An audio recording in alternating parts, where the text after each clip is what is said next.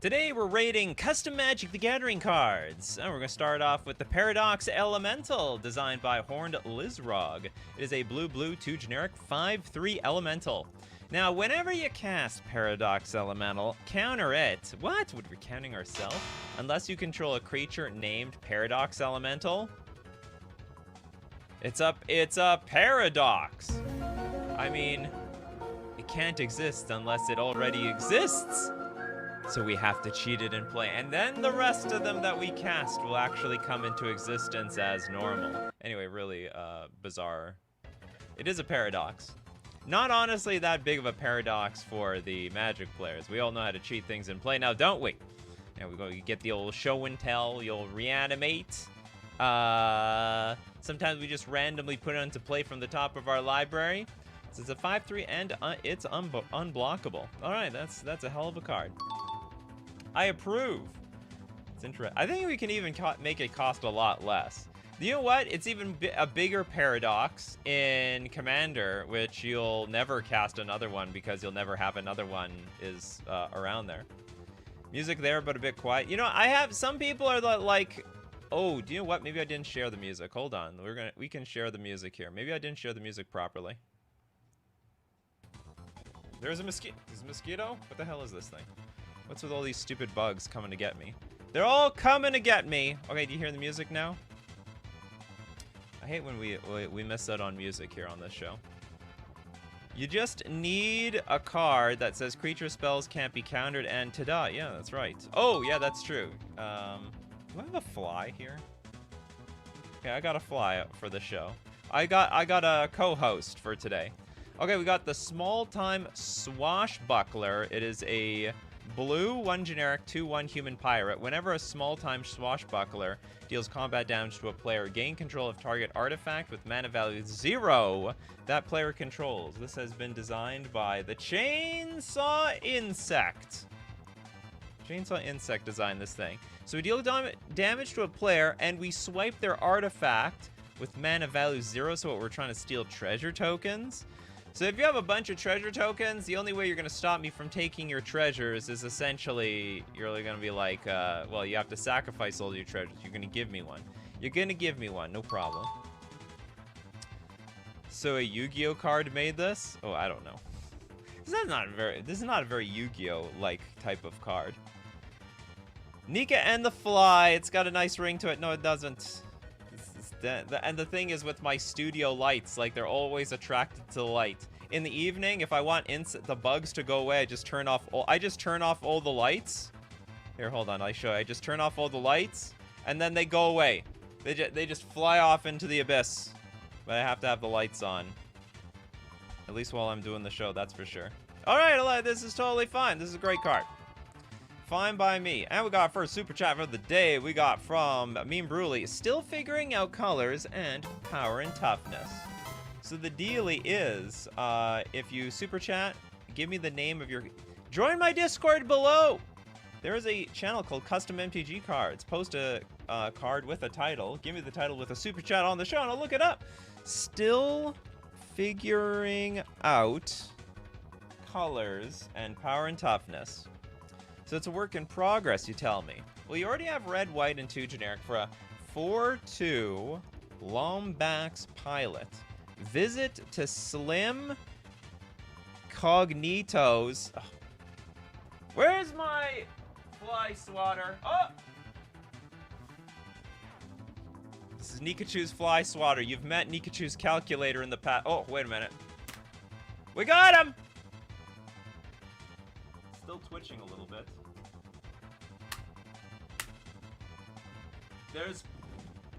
There's been a murder! And it's this fly. It's over. I am completely undefeated versus the flies, and you have met your demise. Alright. Okay, now back to the show. Yeah, I had to swat you. This is one of those situations where there's like a bug on someone's face, and I'm like, don't move, don't move. Psh. And then, don't worry, did you get it? Or they're like, what do you do that for? What do you punch me for? What are you slapping me? I heard that's a free hack to slap people. You slap them and say, oh, I was trying to hit that fly or mosquito or whatever. Okay, back to the show. Ratchet, Seeker of Ancestry. White, red, 2 generic for the 4-2. Visit to Slim Cognitos. Whenever a spell you cast destroys or exiles an opponent's creature, create a token named Weapon Upgrade with equipped creature gains +1/+1 and attach it to Ratchet, Seeker of Ancestry. So we get a token called a Weapon Upgrade. So it's like an aura, right? Going mobile, pay 3. Create a legendary token named Clank, Collector of Gadgets. With equipped creature gets flying and +1/+1 for each token named Weapon Upgrade attached to it and attached it to Ratchet, Seeker of Ancestry. Isn't this just like an equipment? It's like you're saying equipped creature gets, so you should just say create a legendary equipment token, and I think that actually just makes everything fine. But otherwise, it's like it's a little weird. It's just missing that equipment type to the token type, and I think that's fine. You can make equipment token. We can make tokens of anything in this game. Absolutely nothing. Insane wall attacks. You know what? That's what I said until Wizard just does this by default. Okay, freebie section. Okay, this is from Crab Caked, the Quick Shot Blast. We have a red 2 generic instant. Quick Shot Blast deals 3 damage to any target. Quick Draw. You may reveal this card when you draw it. If you do, you may cast this card for its quick draw cost this turn. Oh, so it's not like Miracle. In Miracle, I mean, you got to spend it right now. Right? You have your opportunity. The window of opportunity is at your draw step. Here, it just says quick draw, which is not that quick if you wait to the end of your turn, but, you know, I get it. So you can reveal it, and I guess so long as it's revealed, until the end of your turn, you have the option to pay a red for it. Very unique ability. We can't make player tokens yet? Well, the AI already did it. It has been done by the AI. Next super chat coming from Will Anderson. Thanks so much. The deeply Princess of Democracy. Sounds like an AI generated card. Princess. Oh, this is literally Deeply Princess. Okay, we have, is this President Deeply, or is this Deeply before becomes president? Vote Deeply if you're a zombie. If you're a zombie or any underground creature, you might want to vote Deeply around here. Okay, blue, Orzhov for a 0/2 Merfolk Noble with haste. Tap, ending with you. Each player votes for a permanent. For each permanent with the most votes or tied for the most votes, its owner shuffles it into their library. I like how we get to vote last. Okay, you guys all vote first, then I'm going to be like the tiebreaker. I have more information than the rest of you. It's like voting when you know how everyone else has voted. Whenever you vote for Deeply, it sort of broke my brain. It's like, I didn't even know Deeply was an option. Each player votes for a permanent, and Deeply is a permanent. Whenever you vote for Deeply, draw X cards and create X 2/2 Merfolk Advisor creature tokens, where X is the number of votes Deeply received this turn. Alright, we cash in on Deeply. Does not look broken. What is this? For each permanent with the most votes, or tied for the most votes, its owner shuffles it into the library. So if you get the most votes for Deeply, you shuffle it into the library. Interesting. But then whenever you vote for Deeply, I'm just curious, do you get, okay, where X is the number of votes Deeply received? Oh yeah, okay, so the other votes does compound on this, for sure. Back to the freebie section, we've got Katy Perry! What are you doing in this game? Katy Perry? Oh, where's my... Okay, it's for Wooburg or 10 generic mana. You choose your pick your poison. It's also a 5/5 human bard. When Katy Perry enters, choose a creature type. Creatures of that type are California girls in addition to the other types. California girls are indestructible. Was there a song about California girls with this thing? I don't get it. Sun-kissed skin so hot will melt your popsicle. Oh. Please, YouTube, do not demonetize me. Don't copyright strike me. Sometimes when you do parodies of songs, they're like, copyright strike! Demonetization! I barely sang it properly. Katy Perry gonna come after me. California girls are indestructible. Sadly, I know this song. Okay, I don't get it. So I mean, if you get it, I guess it's funny. If you don't get it, I'm just completely confused. I mean, it's not broken. And to choose a creature type. Creature type of that type are girls in addition to the other types. So basically, I could have Merfolk girls, and the girls are indestructible. It's basically just giving another, like the creature type you name is indestructible, except the girls part is indestructible. Oh, I guess. No, I have no idea actually how this changes anything. This is weird. Nikachu, we old. I don't know the reference. I've heard a few Katy Perry songs, but I mean, I don't know it that deep, that's for sure. Katy Perry will be the next secret lair. Okay, next up.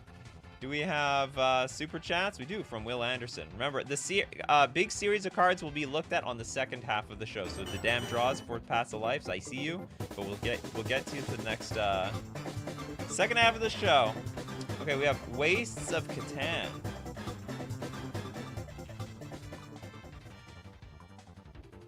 This is it's a land. It's a legendary wastes. It defines itself from all the other wastes in this universe.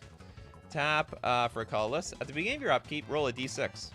I always like rolling high with my lands. Oh, you have to do it twice. If the sum of both rolls is 7, look at target opponent's hand to choose a non-land card from it. Until end of turn, you may cast that card, and you may spend colorless as though it were mana of any color to cast it. At the beginning of my upkeep, that is like an absolute free roll. I actually think this card is a bit broken. It's a waste. It's like the crappiest land, but it's so free to add to your deck. And like, what are the odds of rolling a 7? Hold on, I gotta look this up.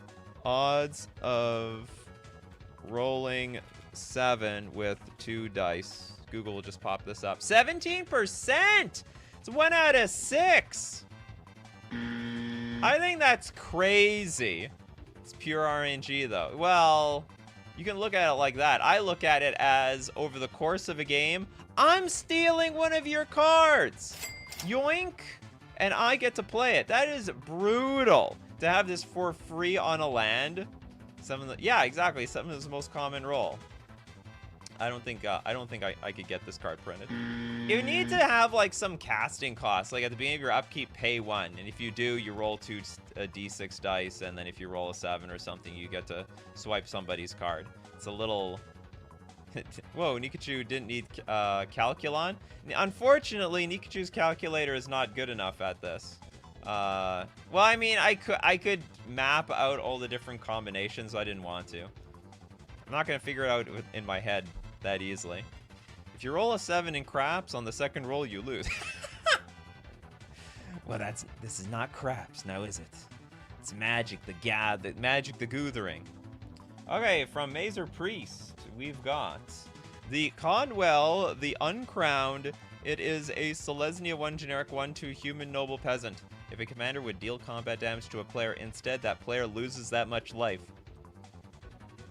Doesn't that happen anyway? Isn't this just completely stone cold, like, pointless? If a commander would deal combat damage to a player, instead that player loses that much life. Oh, so what, like, it's loss of life instead of damage? Like, that's the only defining difference. And I guess, like, you don't deal commander damage and you lose life instead. Doesn't do commander... I mean, that's it. Yes, that's how it works. It gets around the prevent combat damage. Like, it does that, actually. You know what? I didn't think about that. Yeah, so instead of preventing damage, the whole losing life thing, that actually might be worth it. All right, you know what? You convinced me. Maybe this card is good. In refusing to take the crown and claiming he was like any other man, Conwell proved he was like no other king. How interesting. Okay, Elixir with the Queen's Gambit. I like the sound of this, especially since I'm a chess player.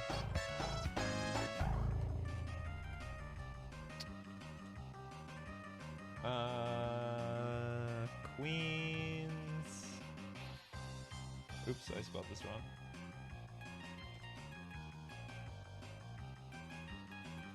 I don't see it, Elixir. Where is this damn Oh, you posted it without a title. How dare you? Don't confuse me like that. It was like it was right in front of me, staring at me right in front of me. Yeah, Nikachu, just look at it. Look at it, Nikachu. Okay, a 0 mana, so no mana cost really. Mana costless Queen's Gambit. Sorcery, suspend 4 for a red. Oh, and I have to sack a creature. Oh, which is very flavorful because this is a gambit.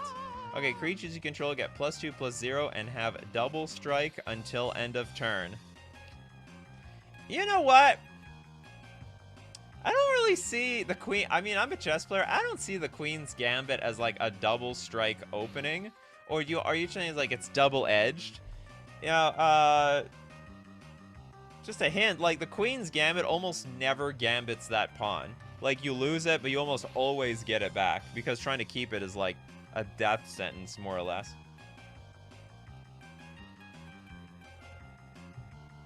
Okay, but it's totally legal. I like that. Is it good? Probably not. Suspend a 4, so I guess you're just waiting. You're buying your time until the right moment when you can unleash this thing. Creatures control get +2/+0, and it's only a one-time shabam. Should be like, you know what I could maybe get behind? You should make it an enchantment. I think +2/+0 and double strike as an enchantment is perfectly fine on suspend 4. I think that's perfectly fine. Yeah, I think if it was an anthem. So if we make it an enchantment, it's a more interesting card because like if you draw it late game, it would suck anyway. And you can't even play this thing on turn 1 because you don't have a creature in play. So I think you can turn this into an enchantment. It's a very underpowered card. Very underpowered, but it's totally fine as is. Okay, next up, we've got from Brawly. Ooh, Brawly Shadow gets a freebie because Brawly Shadow is actually quite good at making cards popular on the custom Magic. They love Brawly Shadow. Custom Magic on Reddit, they love Brawly Shadow. Big fan. Okay, Naya for a 5/3. It's Commander Gaius, the Boar Raider. Human Soldier. Sorry, Boar Rider. Rides the pigs, I guess. Me. Defender. Whenever Commander Gaius saddles a mount, that mounts get +X/+0 and gains trample until end of turn, where X is Commander Gaius's power. Mounts you control have haste. Okay, I like the card. I really have nothing to say about it. It looks like it's a card. When do the mounts not have haste? I feel like the creature's already in play, right? Oh, no, wait a minute. It doesn't work like that. The thing mounting it might not have haste. Okay. Does his boar saddle the mount too? I don't know. Yes! That's funny, yeah. Does that work? I don't know how saddling works. Can you, like... Because I think it's correct. You can accrue, right? In Magic. Can you mount a mount? Because, like, you mount a horse. Can the horse mount, like, a pony and the pony mounts a boar? It's saddleception. We gotta go deeper. And the poor thing at the bottom, well, they better be strong. Mounts can saddle mounts. Yeah, alright. We can go deeper, that's for sure. Okay, next up. We're gonna go to Majra. What do you got for us, Majra, this time? Hello, I am there for a donation. Megumu, the Great Starfall. From Pedgeman. Ooh, donating to Pedgeman. This is Megumu, the Great Starfall. It will be evident on why I chose it. Does something to do with your cards? Does it have to do with the Vexladesh? Okay, Megumu, the Great Starfall, is a white, red, blue, 2 generic 5/5 bird demon. Well, I don't see the bird. I guess the wings, the feathers here in the background make it very bird-like. Flying and lifelink. When Megumu or another non-token creature enters with a 0/1 star artifact. Alright, so borrowing from your mechanic of the star artifact creature tokens. Okay, so whenever Megumu or another non-token creature ETBs create a 0/1 star artifact creature token with flying. Tap and untap star you control, you scry 1. Whoa! Tap and untap. That's broken. I think that's a huge problem. You just tap and untap star and you scry, you will start digging through your deck like crazy. Remember another not. Maybe it's kept in check basically because you can't cast too many, get too many creatures in play to make too many stars. Because only non-tokens trigger this thing, right? Tap 3 untap stars you control, draw a card. Tap 5 untap stars you control, Megumu deals 5 damage to any target. I don't mind the tap 3 thing to draw a card. I'm just paranoid about the tapping 1 to scry. It might be fine. It could be a danger. Danger. It's possible. Yeah, only non-token. New Super Mario Galaxy star artifacts are gonna show up. That's right. At this point, at this point, Madra's made a completely new universe. And expansions on top of expansions. Could have been a Rosalina card. Are there some Mario... Like, I'm actually not super familiar with Mario Galaxy, so is Megumu like a character in that I'm not familiar with? Okay, I will say barely passes. On the cusp of a danger. It's possible the Scry one is too dangerous. It's possible, but I have not play tested to know for sure. Retrocopter with Azusa, Lost, and Seething. This is a green 1 generic 4/1 human monk with flash. If you would lose the game, you may reveal the top 4 cards of your library. You may cast spells from among the revealed cards without paying their mana costs as if they had flash. What the hell? So you're dying anyway. But it's like, okay, I'm dead. But I am going to make sure I do something to somebody. All right, someone's going down with me. Because it doesn't say you may reveal the top 4 cards of your library instead. It's like, okay, I'm going to die. And it's time to unleash complete revenge. As far as... I don't know what a green deck could do for revenge on its last turn, but... What if you cast a spell that says you can't lose? If you would lose the game... Like, how does this trigger, actually, to be honest? Like, aren't you just dead? Like, isn't there a rule? When you're dead, and that's it? But it says if you would lose the game. It's like, okay, you're about to lose the game. This triggers. How does that even happen? Yeah, it's a last-ditch effort play. The problem is, like, Azusa decks don't have, like... It's not like they have any sweepers or Armageddons or something. It's a joke. None of the spells would resolve. Seething would be a red-green card. Yeah, and I don't think it would be like, this card is so Azusa-like. Next turn, I would have played Blightsteel Colossus and won. Oh, it's just, like, showing people, okay, this was my next few turns. This was, I was probably going to win. But I didn't. Because I lost. Well, this card is just pointless. Well, actually, I mean, it's a... Actually, I guess it's legal. It's a 3-mana 4/1 with Flash. Which is not great, but it's not terrible.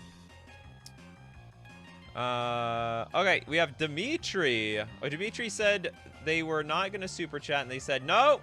You know what? There's still money in the bank around here. I lied. Mario set card 1. Okay, hold on. Let's go look at the Mario card. Mario set. In development. You're an addict. Okay, Mario, the unassuming yet efficient carpenter. 3-mana, we have white, red, blue, 3 generic. We decided to choose the future sight border or card frame for a character that's so old. It's a 3/1 human carpenter. Multi-kicker 6? Literally, the multi-kicker is just as much as it costs. Reach, haste. I like that. Okay, I like the reach because, you know, this is a me. It's a Mario. Mario can reach. Mario jumps. Fabricate 4. I think it has nothing to do with Mario. And heroic also has not. What is the heroic? Is this the bottom card is heroic? Heroic is an ability. If you target it, then you trigger an ability, right? Heroic by itself is nothing. When this card enters, yeah, I don't think you gave any ability to heroic, so it's just useless. When this card enters and attacks or defends, basically ETB, attack or defense, discover X, where X is the total mana value of the cast, or this card, the number of times this card was kicked, then that discovered spell has Storm and Discover 2. And Discover 2. And each Storm copy is non-legendary and triggers a Discover. What I discovered is this card's too complicated for me. Mario was a plumber first. How long did he work as a plumber before he decided, okay, it's time to start rescuing princesses? Like, no one's gonna save the world, I guess I gotta do it.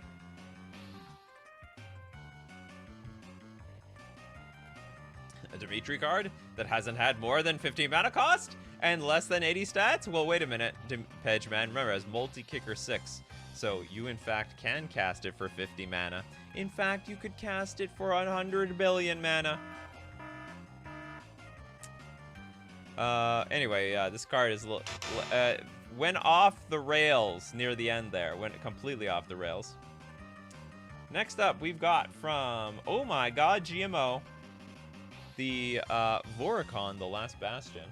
This is a blue-white-green 0/5 wall with Defender and Reach. This creature can block an additional creature each combat for each soldier you control. And then whenever a creature blocks, create 2 1/1. Oh, sorry. Whenever this creature blocks, you get 2 1/1 white soldier creature tokens, each blocking any of the creatures this creature is blocking. Ah, so we block with one, we block with all. Reminds me of Brimaz. It's a very Brimaz ability. Good card. Playable card. Something. Dimitri's like, I'm trying to actually make a legit set that's MTG fair. Holy crap. You're very far.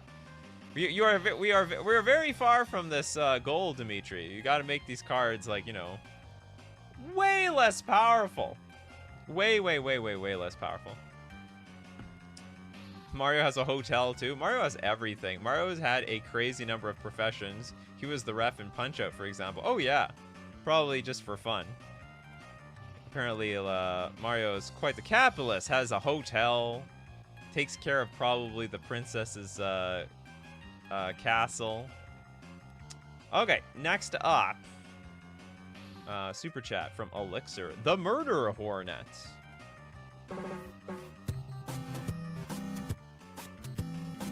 Murder Hornet. Murder Hornet is a black, 1 generic, 1/1 Phyrexian insect with flying and death touch. And for Phyrexian mana, tap, put a -1/-1 counter on target creature. If it has no -1/-1 counters on it. Oh, is that it? Put a -1/-1 counter. What are we doing here? What's funny is you're not dealing damage, so you can't even like pick things off with death touch here. Put a -1/-1 counter on target creature if it has no -1/-1 counters on it. It's like you're screwing around with creatures with persist. So if they have persist, well, before they die, put a -1/-1 counter on it, and then they would really be dead. I forgot about the Murder Hornet arc from a few seasons ago. I have no idea what that. Is there something I'm missing here? The Murder Hornet. Is this from like a TV show that I don't know? We're killing things that were shrunk by Maha. Or use the Undying to keep them coming. Oh yeah, that's true. Yeah, you could do that too. So Undying creatures come back into play with a +1/+1 counter. If they die with that +1/+1 counter, then they're gone for good. Instead, you could put the -1/-1 counter on it, cancel out that +1/+1 counter, and boom! That creature can basically stay on this Earth forever. Yeah, Earth the TV show. I don't know. You know what? I just don't understand these references. But this card is a bona fide real card. It looks real to me. All right. It's time to thank our sponsor. We're going to look at more custom Magic the Gathering cards. We got millions of them. But we got to thank our sponsor, FusionGamingOnline.com. My favorite place to buy my Magic the Gathering cards. Bloomborough is out for your buying needs. If there are any hot singles that you want to upgrade your deck with hamsters, frogs, rabbits, bats, and more, you get them at FusionGamingOnline.com. Don't forget, every week there is a new deal of the week. You got to check it out, because you never know what the new deal of the week is every week. And this time, it's 15% off all Secret Lair singles and box sets. So whether you want to get a box set or you're looking for that very special promo, that you can only get in Secret Lair. Maybe you want to get it at fusiongamingonline.com. And for 15% off, you might want to get an additional 5% off when you use coupon code Nikachu at checkout. Remember, when you use Nikachu, coupon code Nikachu at checkout gets you 5% off everything at checkout. We're also going to thank Mana Traders, the premier place to rent Magic cards online. Magic Online is my favorite place to playtest Magic the Gathering for tournaments, and also to discover, you know, what's the best deck that I want to play, or variation of deck that I want to play. Also lets me play the entire wide range of formats on Magic Online, and you can have access to the same power when you're renting with Mana Traders. You can support the channel using my Mana Traders link in the description below, or save 10% off your first 2 months using coupon code Nikachu_25K. I'm back to beautiful. Oh, they're gorgeous, aren't they? Gorgeous. Custom Magic the Gathering cards. Yeah, you don't need Calculon to figure that's a deal from the sponsors. Okay, next up. The sponsor of today is Majra. Yes, the sponsor of every Custom Magic the Gathering show, Majra. Dadam Draws, Dimitri. Okay, let's get through some of these series. First off with the 4 Paths of Life. Thank you very much. Beyond the Eternities part... Is it 6? I think it's 6. Beyond the Eternities.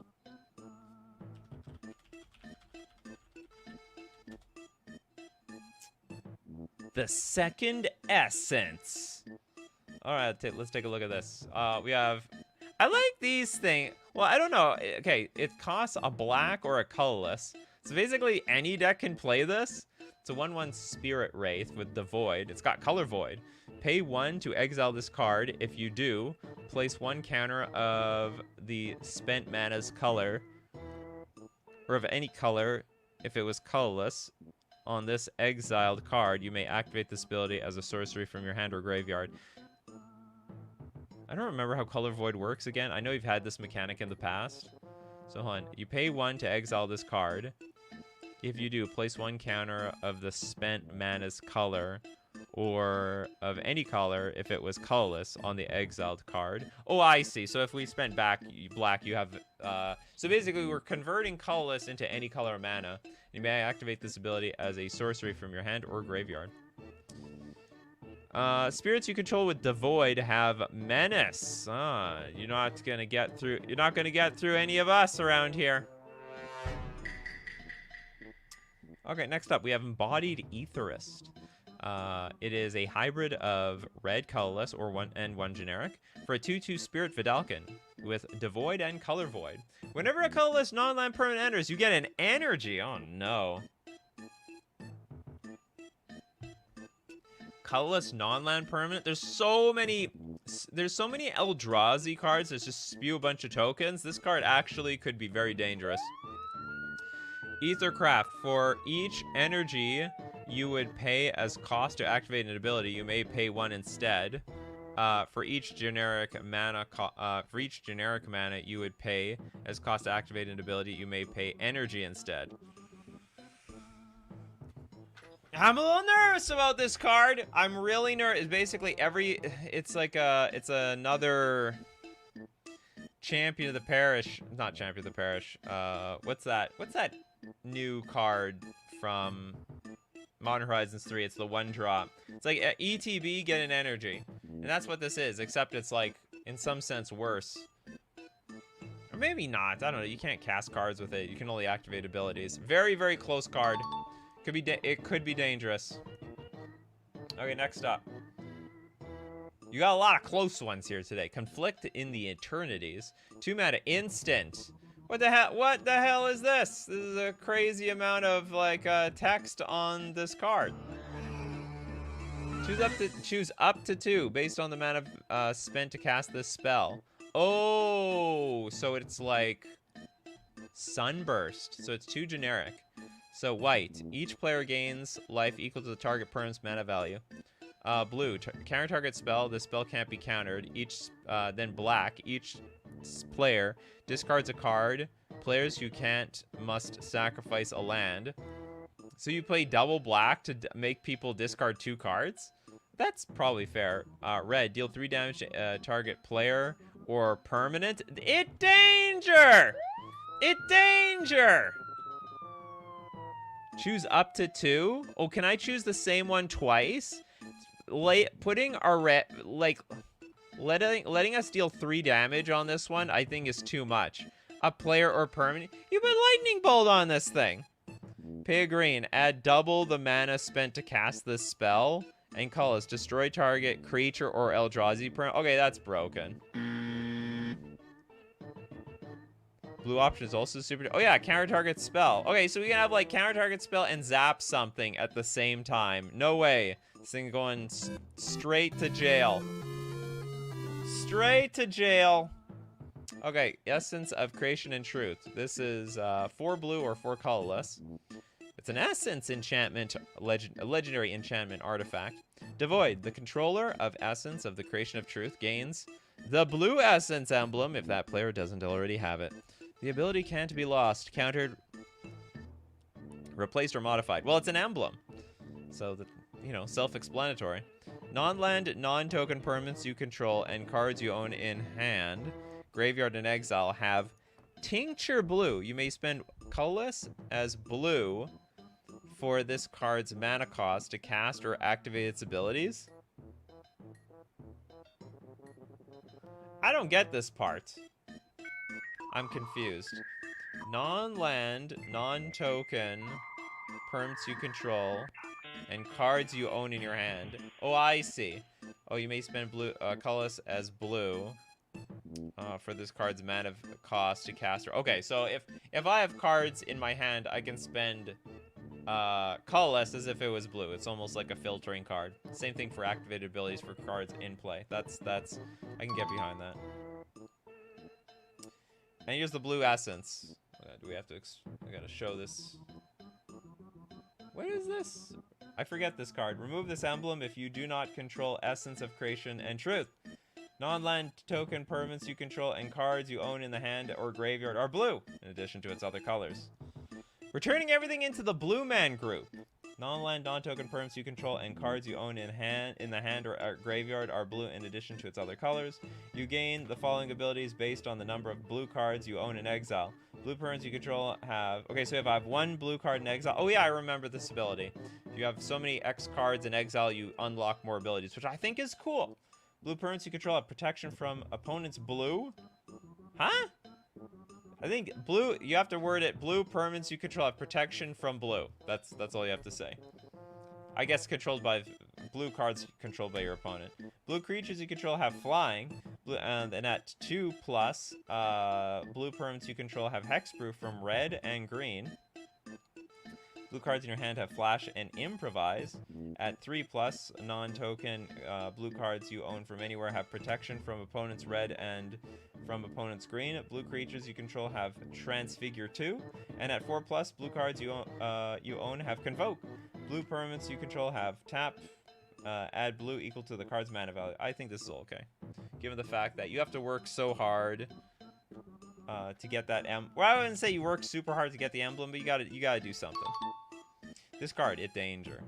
It danger. To the Urank with it! To the Urank. Okay, next, we got the damn draws. Flood, part 2. Rebalance first 5 cards.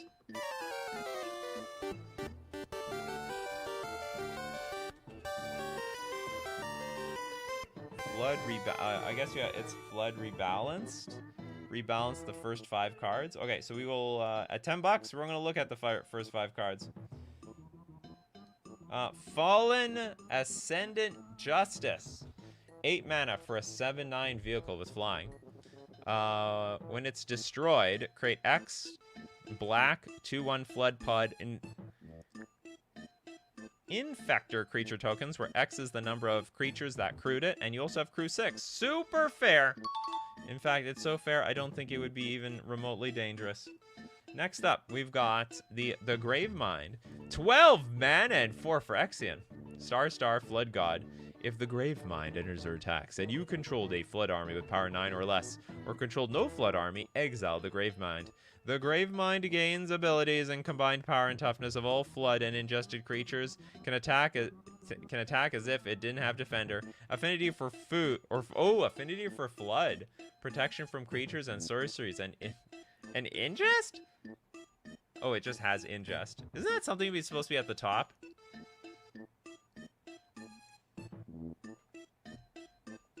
I think it's, I have no idea how to, look at this card. I guess it's okay. It's like a Convoke card, in some sense, except, you know, it's technically affinity.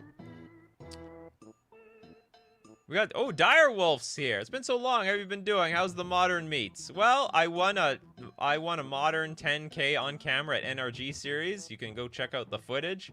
Other than that, like, I'm suffering to the energy decks. Merfolk had its time in the sun for like 1 week, and then it was gone. Okay, I think this is okay. I think this card is fine. Okay, next up, with the Flood Blightlands, it is a Blighted Swamp that taps for a black. So what is this, like just a superior swamp? Black, tap, create a tapped, a black, a 0/1 Flood Spore enchantment creature token with Shroud. Oh my god! What is going on here? Pay 3, tap, sacrifice a creature, add black equal to the sacrificed creature's mana cost. I think this is just broken. You can fetch this out, because it should at least say comes into play tapped. Let's be serious here. You can go like fetch. So if someone's attacking you, you go fetch out the Flood Blightlands with 1 extra mana, tap it, create a 0/1 Flood Spore, enchantment creature token with Shroud, block the damn thing. You have infinite blockers. This has got to be, do I have like a better, No, God, yeah, please, something like no. this. Forgot the tapped on enter. But even then, it's so strong for a card that you can fetch out. What you could do is remove the swamp part, because if I can't fetch this out, this loses a lot of value. But as is, I mean, this is insane. This is absolutely insane. You rebalance these. This is the rebalanced versions of all these cards. Okay, installation 4, 8 mana, legendary artifact. Tap, destroy all non-flood creatures. Installation 4, it doesn't untap during your controller's untap step. Sorry, during your untap steps. Activate only if you control a non-flood human creature. Now, if installation 4 is tapped and there are fewer non-flood creatures than the highest power among flood army creatures you control, put a -1/-1 counter on each flood creature during your end phase. If you control no flood creatures, untap installation 4. Really have no idea how this interacts, but I guess this is okay. If it's tapped and there are fewer non-flood creatures than the highest power. So basically, like, if you have more flood creatures than your opponents, you kill off all your floods and you get to untap this and maybe use it again. And the last one, the Flood Containment Chamber. This is a 2-mana artifact, tap for a colorless. If this artifact is destroyed, create 4 black 2/1 Flood Pod Infector creature tokens, and you got it! 4 of them? Oh, maybe, hold on. Is this broken too? There's so many cards out there that lets you sack this thing. If it's destroyed, oh, it has to be destroyed, not sacrificed. That's harder. Okay. I hope this is okay. I hope it's not broken! You nuke all the non-flood and then your floods slowly starve? Yeah, I guess so. They're getting hungry. They get very, very, very, very hungry. Okay, next up, Daniel. By the way, remember, I will get to every super chat. But I prioritize some of the big ones. Especially if it's like for just a few cards. We got Daniel! Thank you so much, Daniel, for being a huge part of the show. And we got, for a couple, from Familiars Batch 2.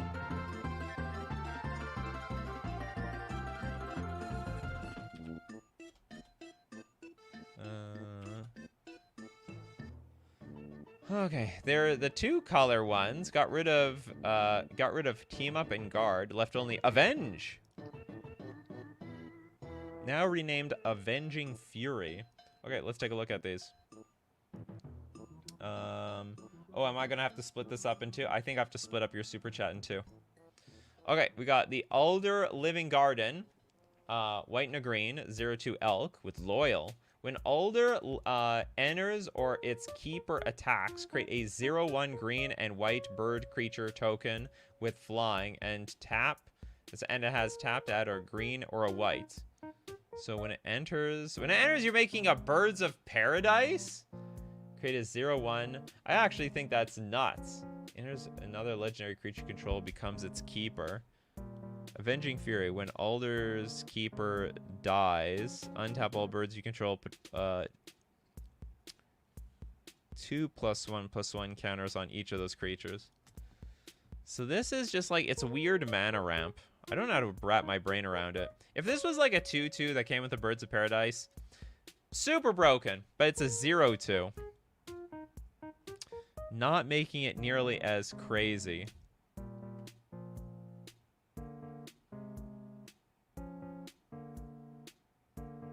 Are people talking about your names? Well, I didn't even change my name in real life. When you first name is so rare, people think it's an invented name. Your name is Pedgeman? So be it, Pedgeman. Oh, I see. Seeing Daniel instead of Sing. Between, like, yeah, you guys have different names between, like, here and the Discord. And for me, it's really messed up because you might have a different name live, but a different name in the comment section, and then a different name in Discord, and then a different name on Patreon. And it's like, I can't keep a different name on Facebook. Like, I can't keep track of all this. Toads lets me know when posting under a different alias. Oh, that's okay. No problem, Daniel. Okay, I gotta make a judgment call. I guess this card is fair. This card is fine. We got Zarin, a Moonlight Glider, a black-white 1/2 bat with loyal. When this creature enters, another legendary creature you control becomes its keeper. It's got Flying and Wither. Now, for an Orzhov tap, deals 2 damage to target attacking or blocking creature. It also has an Avenging Fury. When its keeper dies, Zarin deals 1 damage to each creature you... Whoops. Where did we go? Deals 1 damage... to each creature you don't control. You gain 2 life for each of those creatures that die this turn. Yeah, I like the Avenging Fury mechanic. It's actually a really cool mechanic. So like, okay, it's like what's it called? Soulbound? It's like if one dies, you get absolute revenge. Why wouldn't you? Ooh, Owl. Okay, Draven, Eyes of Wisdom. Blue-white 1 generic for a 2/2. It also has loyal. Flying Vigilance. For an Orzhov tap, look at target opponent's hand. That player gets 2 revelation counters. And Avenging Fury. When Draven's keeper dies, create a blue enchantment token with each player's hand size is reduced by an amount equal to the number of revelation counters on that player. Reduced by an number of revelation counters. Oh, I see. So it's almost like poison counters. Look at target player opponent's hand. That player gets 2 revelation counters. So you just gotta make sure you don't kill the damn thing. It is possible you have a maximum hand size of 0. You gotta like just play off the top of your deck. Akir, Resonating Scales. This is a red-blue 2 generic 3/3 Drake with loyal. Flying. Also for an Orzhov, discard 2 cards, draw a card, copy the next instant or sorcery spell you cast this turn. That is absolutely insane. I think that is a crazy ability. It's like 4 mana though, so maybe it's not broken. Discard 2 cards to draw 1. Maybe that is too hefty of a price. Maybe. Avenging Fury. When its keeper dies, put a Veil counter on Akir. As long as Akir has 1 or more Veil counters on it, it has Shroud. And whenever you would copy an instant or sorcery, copy it twice instead. I hope this is fine. Chance at dangers. There's a chance. And Rena, Gliding Dart. You know, the whole aesthetic is very Bloomburrow-like, I have to say. Very, very Bloomburrow-like. Okay, blue, green, 1 generic for a 2/2 frog. It's a flying frog, literally. It's got the wings of a fly. Loyal. When this creature enters... sorry, yeah, it's got loyal. Rena may only be blocked if it's blocked by at least one creature with flying and at least one creature without flying. Huh? Okay, it's like... no, it is not a flying frog. It looks like it's a flying frog. It may only be blocked if it's blocked by at least one creature with flying and one creature that's not flying. That's so weird. It's very hard to block this card. It's like a superior version of Menace. And Avenging Fury, when Arena Keeper dies, return each creature with flying you don't control or each creature without flying you don't control to their owner's hands. Okay, I can get behind this. It's Super Menace. Yeah, you know what? You can't block me unless you got a flyer. So that's the only thing that's gonna stop. If you, I guess you get nailed both ways. You get nailed in the air. You get nailed on the ground. I would add reach. I think this thing should have flying. That just makes some sense to me. I like the idea, like, in order, you need to be blocked. If you don't, this is a frog, so technically it can go underwater, so you need something on the ground to block it. You need to cover both bases here, you know, to block that Rena gliding dart. Okay, we're gonna get the second half of these cards on the somewhere later down the road, but we're gonna move on to Roni Rockman. Thank you very much for the gigantic super chat. Got two for you today. The Dark Elf.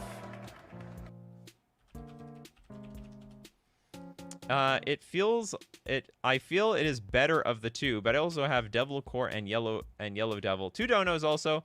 I kinda think this is becoming a highlight of my week. Keep up the good work. That is why we do this every week.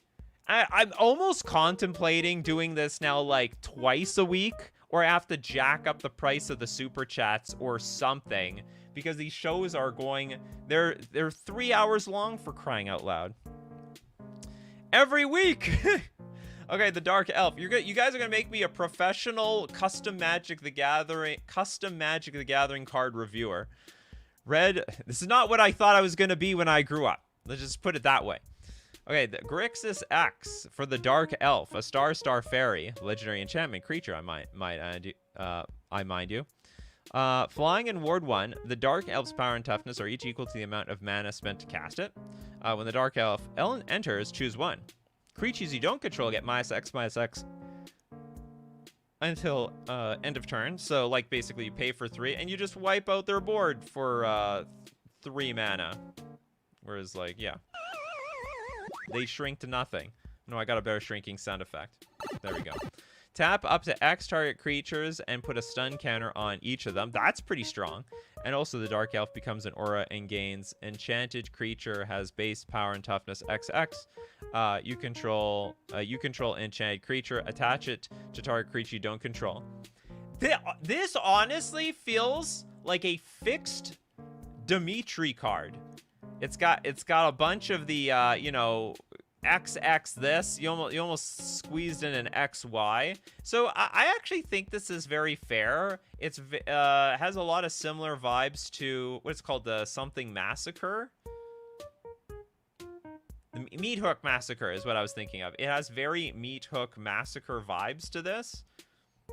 But I actually think it's fair. I think getting into Grixis and then X is very, very difficult. And even just choosing one is incredibly fair. Dimitri is like, that's both insulting and a compliment. Yeah, that's funny. Rooney is like, that's high praise. This feels very, very much like a fixed Dimitri card. Did you think you would grow up to have a YouTube show where you stream killing bugs, bro? Not real. You know what? I went to like film school, so this is sort of in the ballpark what I thought I was gonna do, but I didn't know I was gonna get into the streaming gig at all. You can thank COVID for that. That was the only thing that motivated me to start streaming, because my computer broke and I had to I actually had to start streaming on my phone. That's the origin of Coffee and MTG in the first place. I just started streaming on the phone when my computer broke and I had to get a new computer. So I did like morning streams on my phone. And then it's evolved to this. Okay, next you have also another card called Devil Core Yellow Devil. Devil Core / Yellow Devil. And then 2 more donos. Okay. You can dono. Pedgeman loves the sound of that. Devil Core. Red, black, blue, X. Artifact. When Devil Core enters the battlefield, create X Devil Block artifact tokens with, when Devil Block enters the battlefield, it deals 1 damage to target creature, planeswalker, or battle. You mean when the tokens?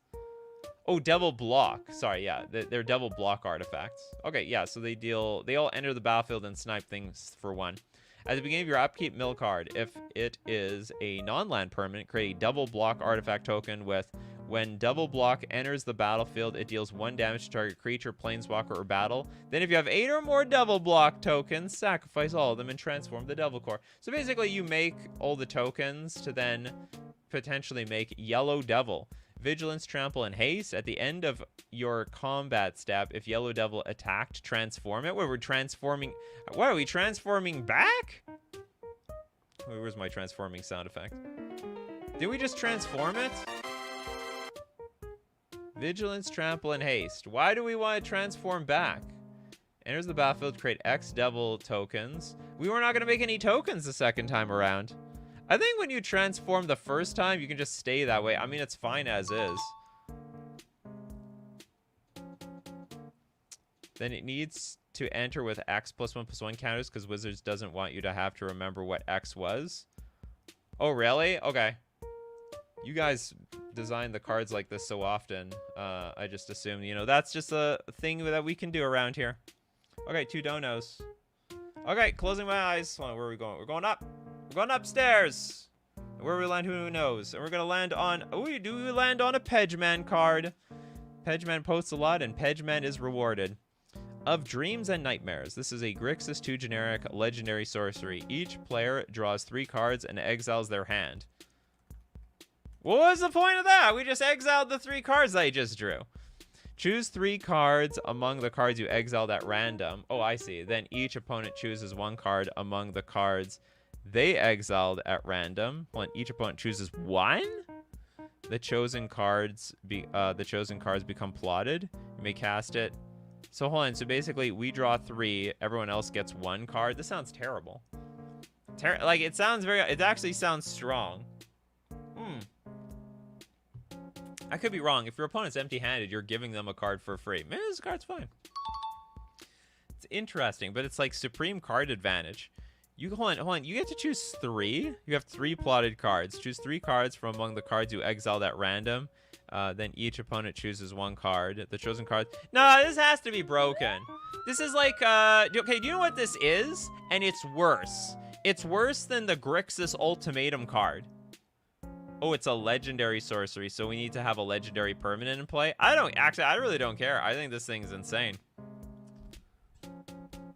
Each player discards a card. That'd be awkward. Yeah, it would be awkward. I think this is too strong. If you had it just worded, I don't know, draw 3 cards, plot 1, and everyone else gets nothing, maybe that would be okay. I'm just way too concerned that you're just gonna have like 3 busted cards. I mean, it's like a show and tell, right? Because you draw 3 cards and you get to play anything. Yeah, it's like Cruel Ultimatum. It's worse. It's worse, actually. So it's like some sort of super show and tell. Get it out of here to the rank with that one. All right, next freebie, we land on the Damn Draws, I believe. Oh, sorry, Darth Taurus. Sorry, not the Damn Draws. Sigil of Baphomet. This is a black Orzhov white enchantment. Is this a super? This is not a snipe, is it? I have a feeling this could be a snipe. Okay, Darth Taurus, don't super chat this card. This was free. It's a free. Okay, black. That's why it's random. You could plot counter spells. Yeah, or you could plot like busted stuff. Okay, white, Orzhov, and a black enchantment. At the beginning of each end step, if 1 or more creatures you don't control died, put a shield counter on target creature you control. Remove it at the beginning of the next end step. Otherwise, tap target creature you control. I think this is okay. That's not the right version? Well, too bad. That's the version I got. If you don't want to be randomly chosen, you have to delete the old versions. That's how it works around here. And Maja's like, ouch, I know the feeling. Dies of embarrassing word. It's good enough. You know, it's enough. It's enough that I understand what the hell was going on here. Okay, those are the 2 freebies. Next up, I guess we go to Majra now. Oh, I can just feel it. Looking at all these super chats, this is gonna take forever today. Ooh, I am jailed here. But jail, I'm not jailed. You're not jailing me with you. I'm jailing you with me. I'm gonna check out all these sweet custom Magic the Gathering cards. Vexladash! Part 13 on Vexladash. Hello, I addressed this to the person that said I practically made an entire set. Vexladash is the 9-degree deck I made, by the way. Part 13.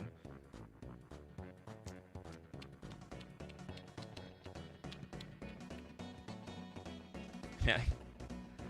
Are you allowed to rule 0 your custom cards in your shows? Or sorry, in your playgroup, Majra? Eris is like, Majra does custom cards? Who knew? Just learning about it. Okay, Stellar Magic, Divine Recitation? Recitation? Okay, Recitation. White, X. People love your X cards today.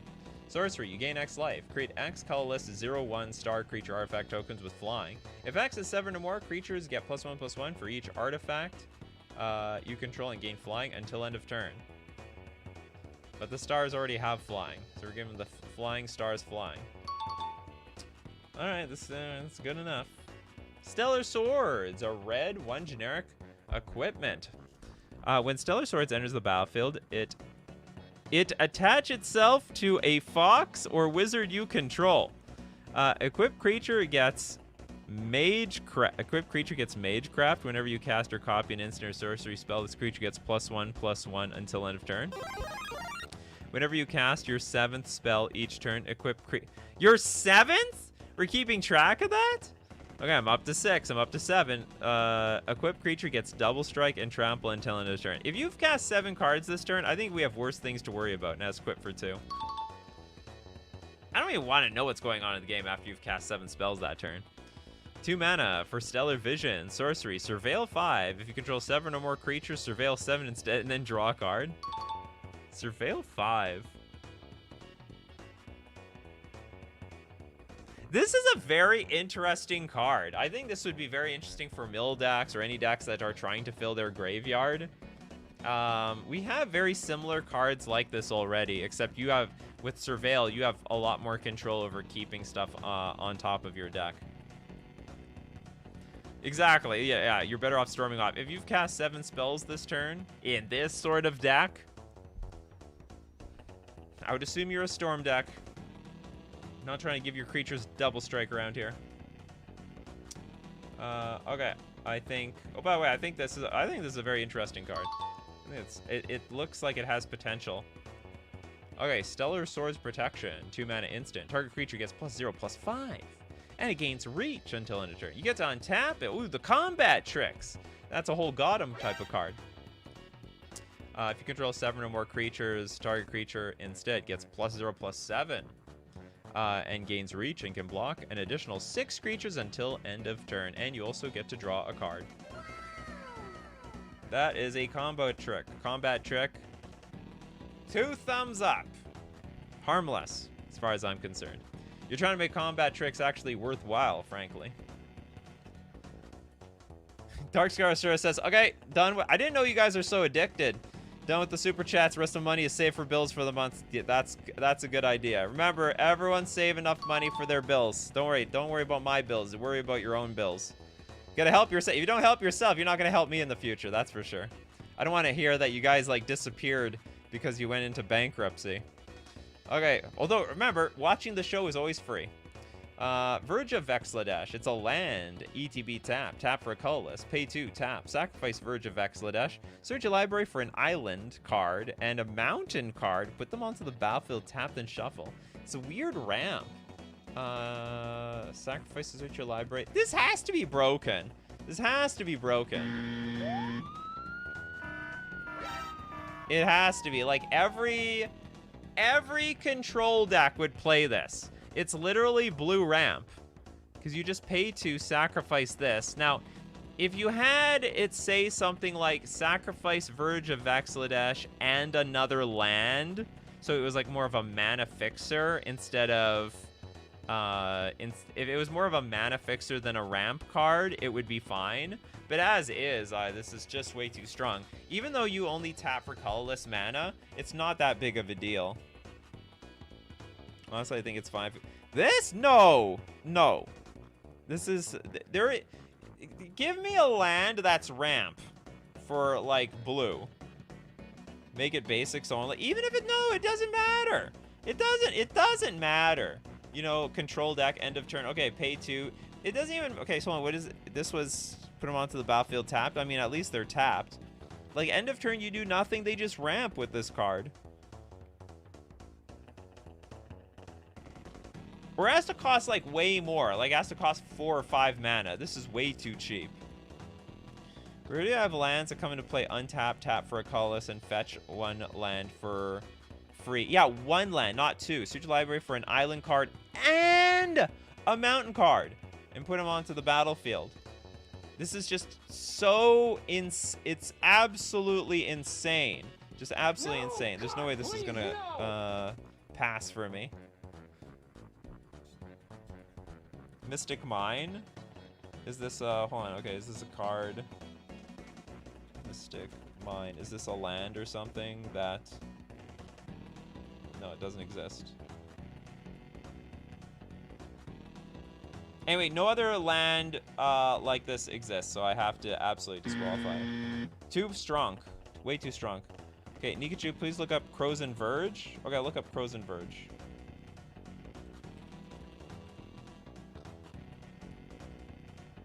This is just the Is It version. There's a battlefield tap. Tap, add colorless, pay 2, tap, sacrifice Crows and Verge. Search your library for a forest and a plains card. I'll tell you the difference. I'll tell you the difference. I'll tell you the difference. It's not blue. It's actually a big difference. Although I have to say, you could put this in a blue deck. See, green ramp is normal. Red and blue ramp doesn't exist. Yeah, show me the blue-white version of this. Show me the blue-red, blue-black. They're not gonna do it. They're not gonna do it. It doesn't search for basics. It's not a big deal. It doesn't have to search for basics. Anyway, I still think this is... It's like off-color pie, and I think it's too strong. I've laid the sledgehammer on this thing. All right, it's over. It's over. It's over for you, Verge of Vexladesh. Never again. Okay, next up. Okay, next up. Who hasn't got a big super chat yet or anything? Okay, well, let's go to Master Oogway with trying to translate one of the most annoying Yu-Gi-Oh cards, the Mystic Mine.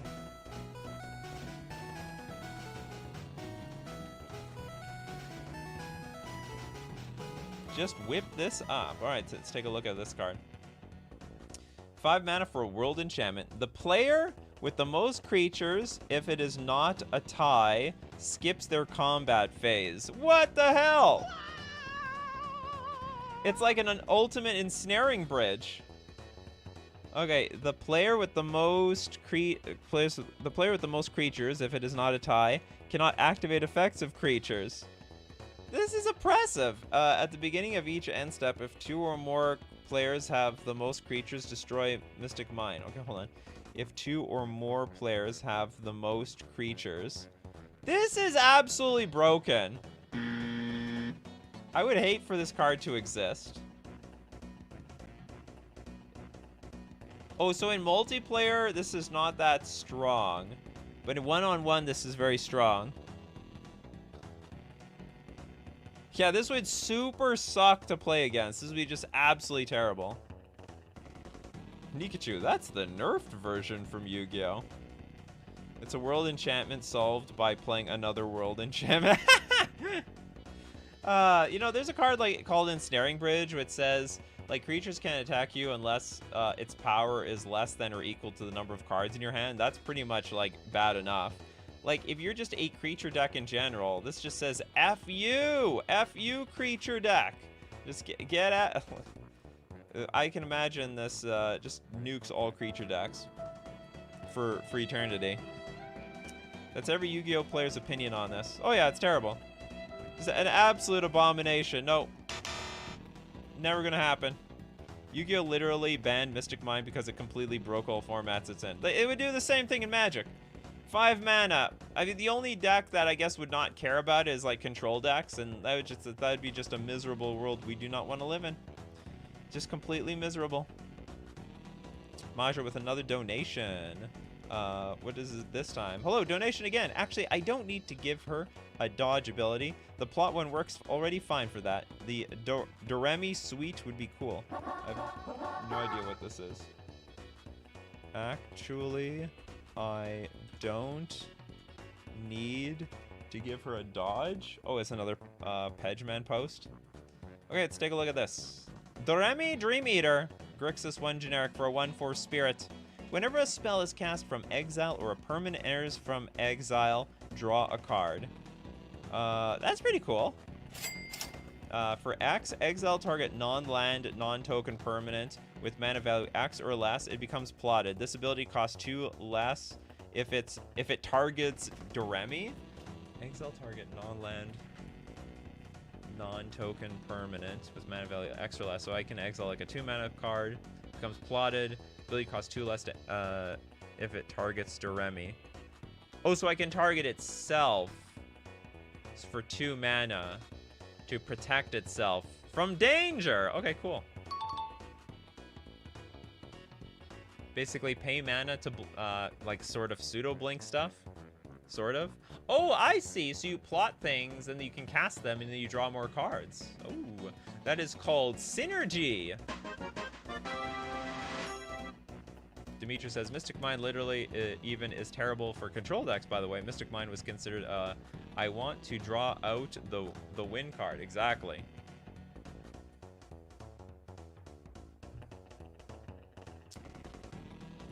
Still waiting on my Super Chats, unless Nikachu already did them. No, the problem is your Super Chats are probably $2. Oh, no, you don't, actually. Hold on, you, okay, you haven't got one yet, so I do yours first. I have 2 cards. The Monkey Paw version 5/6 in the larynx. Okay, let's take a look at Monkey Paw. Okay, let's look at Monkey Paw. 3 mana for a legendary artifact. It's got Indestructible and it's got Shroud. Why would you do that? Monkey Paw enters with 3 wish counters on it. At the beginning of each end step, if you lost life this turn, gain 3 life, draw a card, and remove a wish counter from Monkey Paw. If there are no wish counters on Monkey Paw, exile it and mill 3 cards. Interesting. And I like that you have this clause at the end that you have to exile it, so just in case you sacrifice it. Oh, you could actually sacrifice. You can sacrifice and then bring it back into the game. Beginning of each end step, if you lost life this turn, gain 3 life, draw a card, and remove a wish counter. This reminds me of Uro, actually, but you have to lose life in order to trigger this thing. I am tentatively going to give it... Oh, actually, this could be a control player's dream. This is hard to evaluate. This card could be really, really strong. Doesn't really hit the flavor of the Monkey's Paw, but cool. Yeah, it's like, aren't the Monkey's Paw, like, isn't that like a wish? Supposed to make a wish with the Monkey's Paw? I didn't wish for crap here. Should be like a tutor of some sort. Yeah, just proliferate. Okay, it could be a danger. I would say it's not like a super dangerous card, but control decks would really leverage this to always keep their life total high. I would just hate to play against a control deck. They play Monkey Paw, I attack them, they take damage, and then they like gain 3 life and draw a card. That would be terrible. This is like Uro. It's like basically Uro for 3 turns, but it can't win the game. That's how I feel about it. And the other one is the Larynx version 3.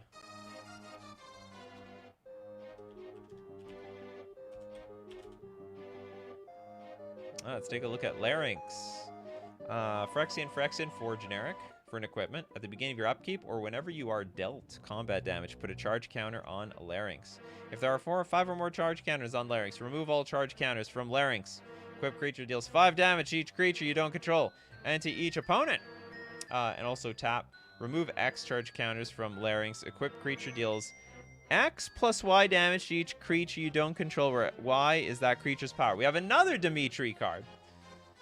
Fixed Dimitri card. And also equipped for attached to target creature you control. Okay, hold on. Remove X charge counters from Larynx. Equipped creature deals X plus Y damage to each creature you don't control, where Y is that creature's power. So X damage based on charge counters, Y equal to its power. Fixed Dimitri card. It's like, it reminds me a little bit of... I can't remember what that equipment was that you could get for just red. It was like red for generic. Based on the attacking creatures, you could just play red. I'll give it a pass. Next up, we'll take a look at Almond. Title on Discord, a couple of cards I created today. Oh, just for our show today? Thanks so much, Almond.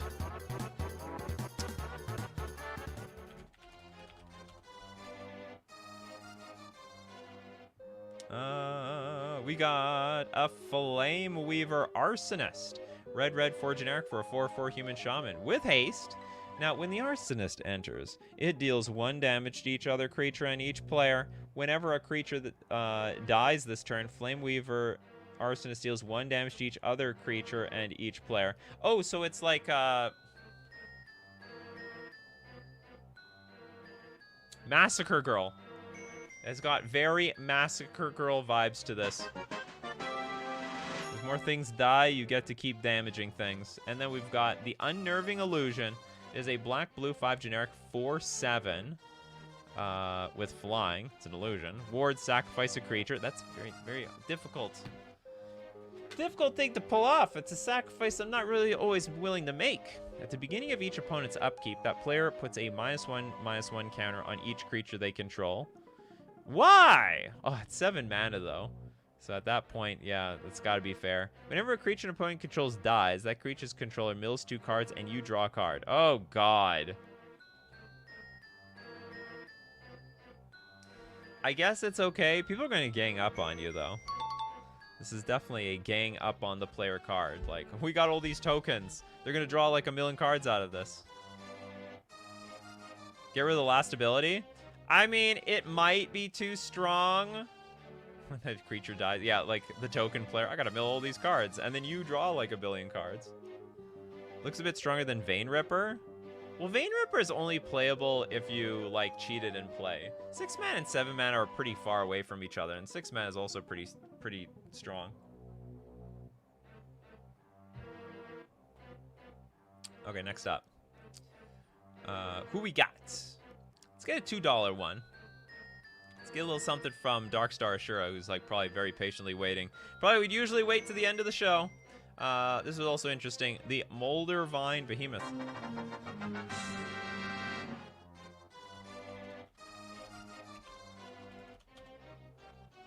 Moldervine Behemoth. So we got green, black, 1 generic, 3/3 elemental, landfall. Whenever a land enters the battlefield under your control, mill a card.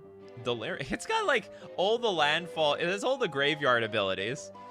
Delirium. Moldvine Behemoth gets +2/+2 and has menace as long as there are 4 or more card types among cards in your graveyard. Threshold. So if you have 7 cards in your graveyard, Moldervine Behemoth gets +1/+1 as trample.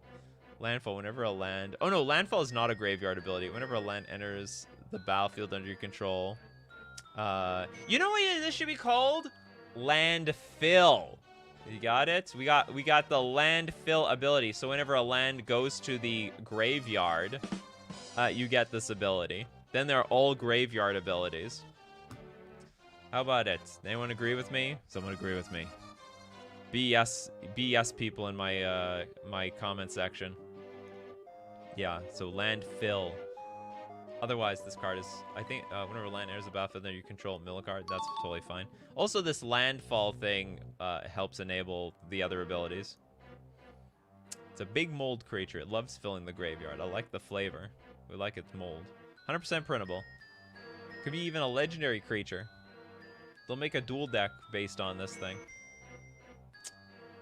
Next up. Okay, some time has passed. Let's go to the second half of Daniel's Familiars Batch 2.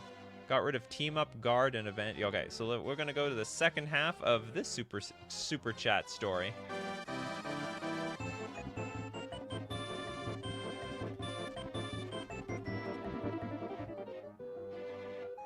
So we did the first 5, now we'll do the second 5. Nink! It is a librarian of the depths. Careful, don't get that book wet. You're gonna pay for it. 6 mana for a 2/3 octopus. Now it's got loyal. And when Nink enters, you scry 8. When you may choose to draw cards from the top or bottom of your library. Well, that's certainly different. That's very interesting. There's a lot of cards where you scry stuff to the bottom, or you could choose to put cards on the bottom of your library. There's a lot of cards, actually, that like, take this card from your graveyard, stuff it on the bottom of your library. Avenging Fury. When Nink's Keeper dies, each opponent discards 2 cards at random and loses 2 life. Super Pass. Okay, Malvarex, the Ghostly Stinger. Gonna sting you. We got a 5 mana 1/3 Scorpion with loyal. Haste, Menace, and Skulk. I don't know. Haste on a 1/3? Okay, maybe it has some great combat damage ability. When Malvarex would deal combat damage to a player, you may phase it out instead. When Malvarex phases in, each opponent gets a poison counter. Honestly, pretty underwhelming, if you ask me. And it also has Avenging Fury. When the keeper dies, each opponent sacrifices a number of creatures equal to the amount of poison counters on that player.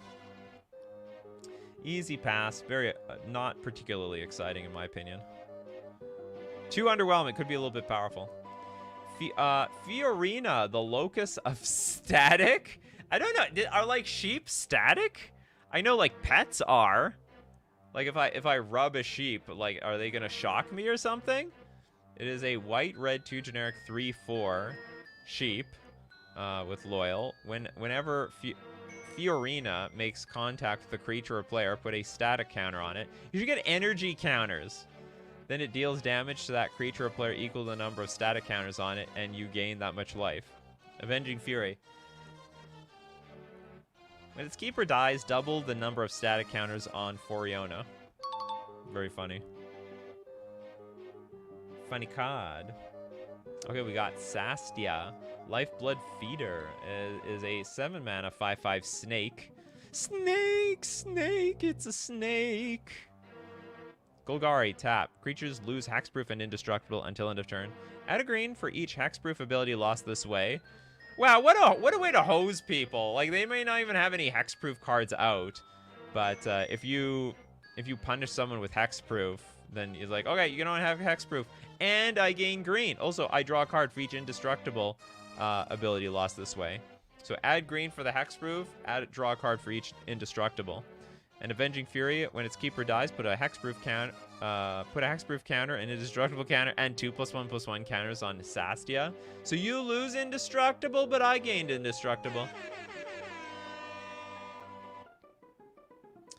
And then Ulrich, Frosty Bender, a green, red, 2 generic, 4/3 wolf with loyal. When Ulrich enters, create a green enchantment token with sacrifice this enchantment, prevent all combat damage that would be dealt to you and creatures you control this turn. When it enters, create a green enchantment token with sack this enchantment, prevent all combat. So if you blink this thing, it'd be a huge hassle.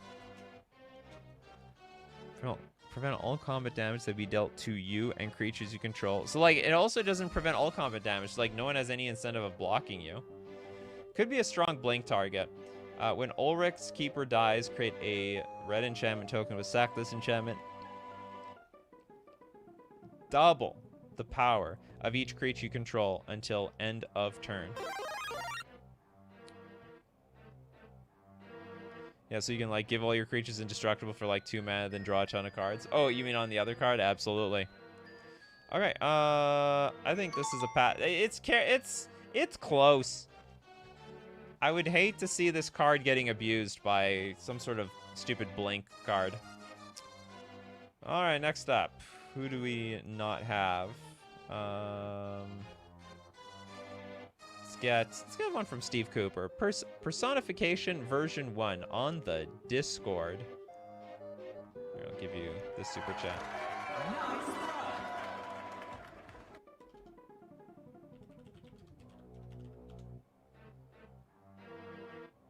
Version 1. Personification. It is a green, red, blue instant. Target non-creature permanent becomes a colorless human. So like we're like what? We're turning an inanimate object into a human being. So it turns into a colorless human in addition to its other types. And types, in addition to its other colors and types until end of turn. Its power and toughness is each equal to its mana cost, the number of counters on it, or 3/3, whichever is greatest. Okay, yeah, well, this is a very weird card. Target not. I guess the point is, as an instant, if someone plays a board wipe, you can turn like an enchantment into a human, and then it dies.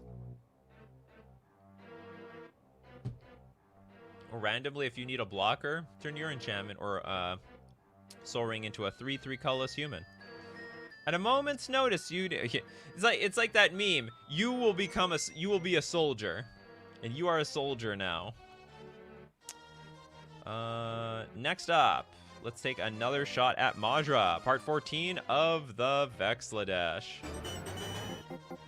Was it the last one of Vexladesh? That's the end? I warn you, the deck might be salt-inducing for you specifically. Why, you kill things with Island Walk? I hope you'll understand my creature type choice and enjoy the lore and gameplay. What, it kills all merfolk? What's going on here? Wandering Cleric. This is a 2-mana 2/2 Fox Cleric with Lifelink and Magecraft. You really like Magecraft. Huge fan of Magecraft here. Basically, if there's a... Is it because it, like, rhymes with Majra? Majra, the Magecraft custom Magic the Gathering card maker. Whenever you cast or copy an instant or sorcery spell, you get to gain 1 life. It's actually That's actually relatively fair. Where's my 1-up? I want my 1-up sound effect. At the beginning of each end step, if you gain 7 or more life this turn, you get to draw a card. Finally, we get to convert... We're not done! We're not done. Oh, God. I wasn't prepared.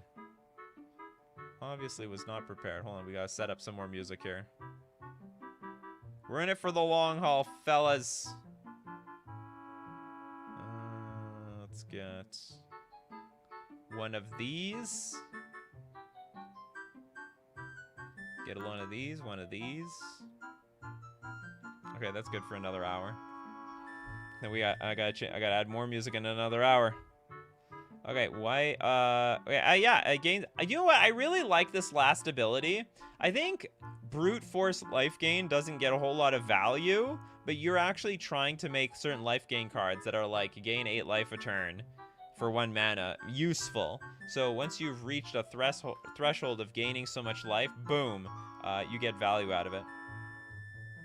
Dimitri, why don't you just set it for like a 2-hour music for customs by default? Because I'm an idiot. You know what? That's a good idea, Dimitri.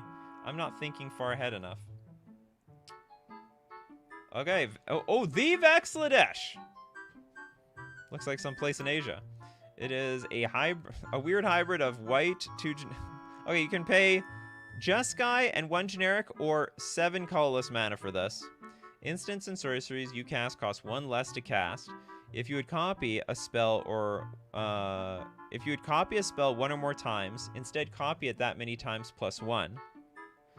You may choose new targets for the copy. Tap 7 untapped creatures you control.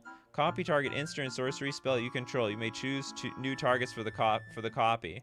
What is this? This is like we're just making millions of copies. I don't know, the person, you know, Storm players look at this and are like, this is exactly what we need.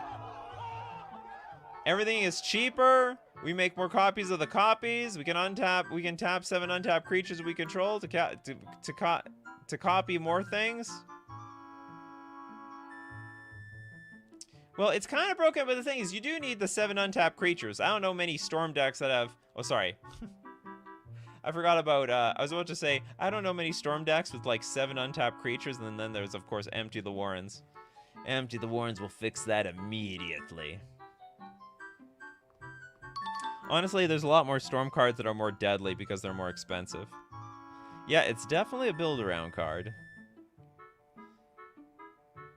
Nikachu, Toad's like, I'm taking donos at this time, Nikachu. So if you're donating, okay, well, make sure you have stuff in the server.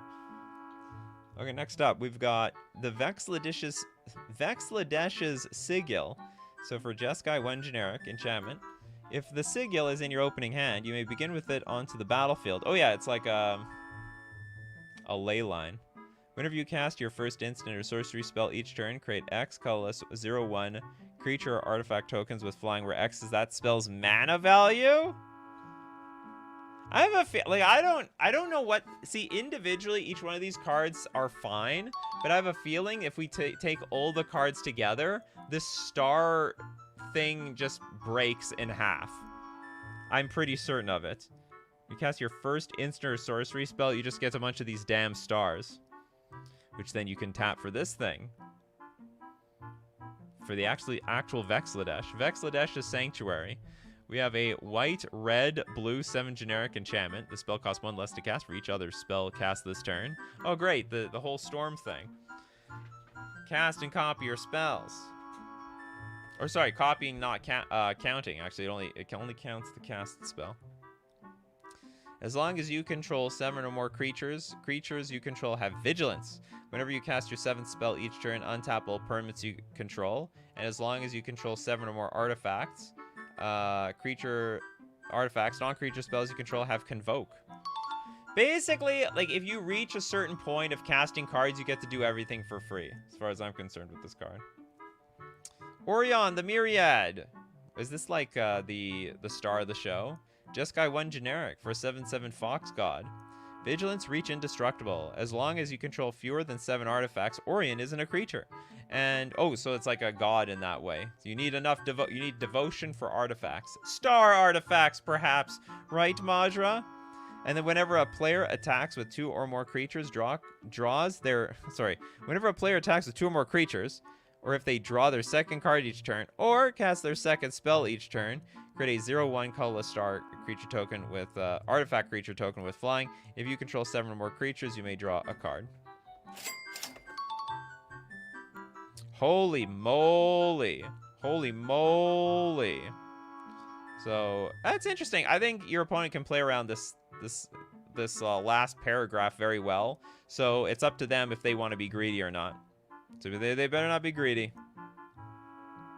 To be honest, squirrels are exactly what you described. Exactly. You mean for like a storm deck? Storm plays with squirrels too. They love squirrels. Okay. Next, we got the damn draws with Somatic Stasis Demon.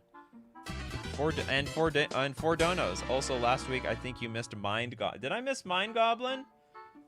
Okay, hold on. Let's look at Mind Goblin first. Then I'll go to your thing.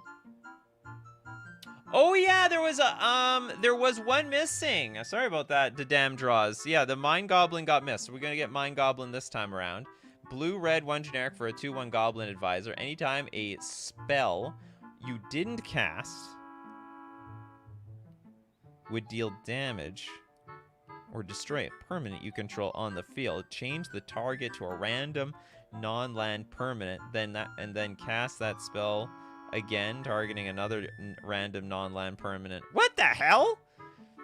So, honey, if I copy a spell, if a spell you didn't cast would deal damage or destroy a permanent I control on the field, change the target to a random non-land permanent, then cast that spell again. So basically, okay, if I would deal damage or destroy my own thing, we then get to roll the dice, and it will hit like 2 random things. This is a very unglued-like card. Okay, so what was your other card today? Somatic Stasis. Somatic Stasis. And 4 donos. You hear that? You hear that, Toads? You got a card, Toads? You got your engines revving, Toads? Get ready for donos. Get your dono card. I'll even look up your dono card if it's not. We won't even make it random. You're here every show. Okay, 5 mana, 4/3. Demon Horror Illusion.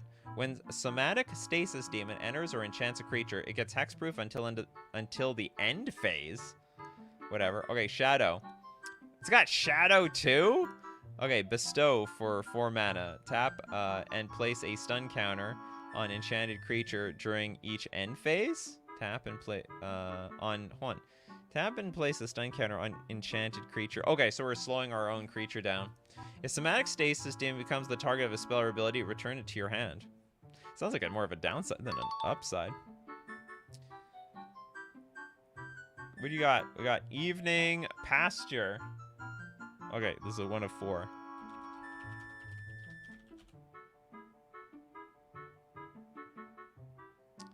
It's a land. Legendary land. Tap, create a turd token with sacrifice this token and add 1 mana of any color. Evening Pasture cannot be played until your third turn? Why? Create a turd token with sacrifice this token, add 1 mana of any color. Why does it make mana of any color? It's like a strictly better, like City of Brass, for example, because you don't take any damage from it, right? Evening Pasture cannot be played until your 3rd turn. Oh, that's it. Okay, so I guess you know that it's strictly better than, say, Mana Confluence or City of Brass, so you're just trying to give it a little bit of a disadvantage. I like the card, actually. I think it's very interesting. It doesn't add any mana by itself, and also it's possible that this turd token can be shut down. I'm assuming it's like some sort of artifact token of some sort. Perfect for the mono brown decks. Yeah. Oh yeah, you can create colorless. Sorry, you can create colored mana for the decks that are mostly. I don't know how that's gonna help you though. I guess to pull off Sunburst or something. Great with token doublers too, actually. Yeah. Great with token doublers too. It's possible maybe you have to delay it till your 4th turn. Maybe this card. I like the idea though. I really do. I like this idea.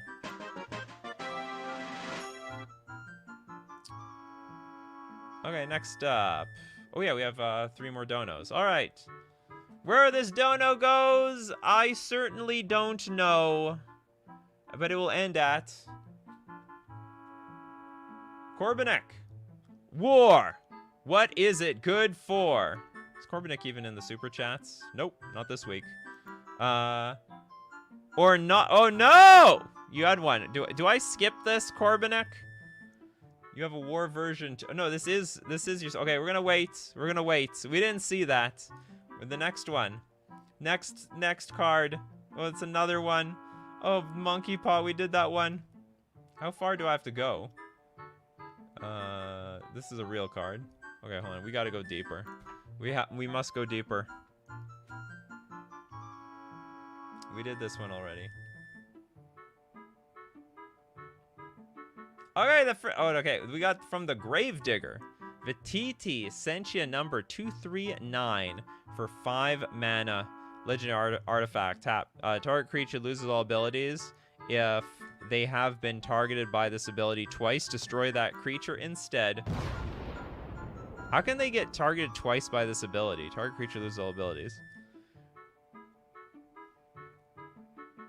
Like twice this turn or twice like in the game?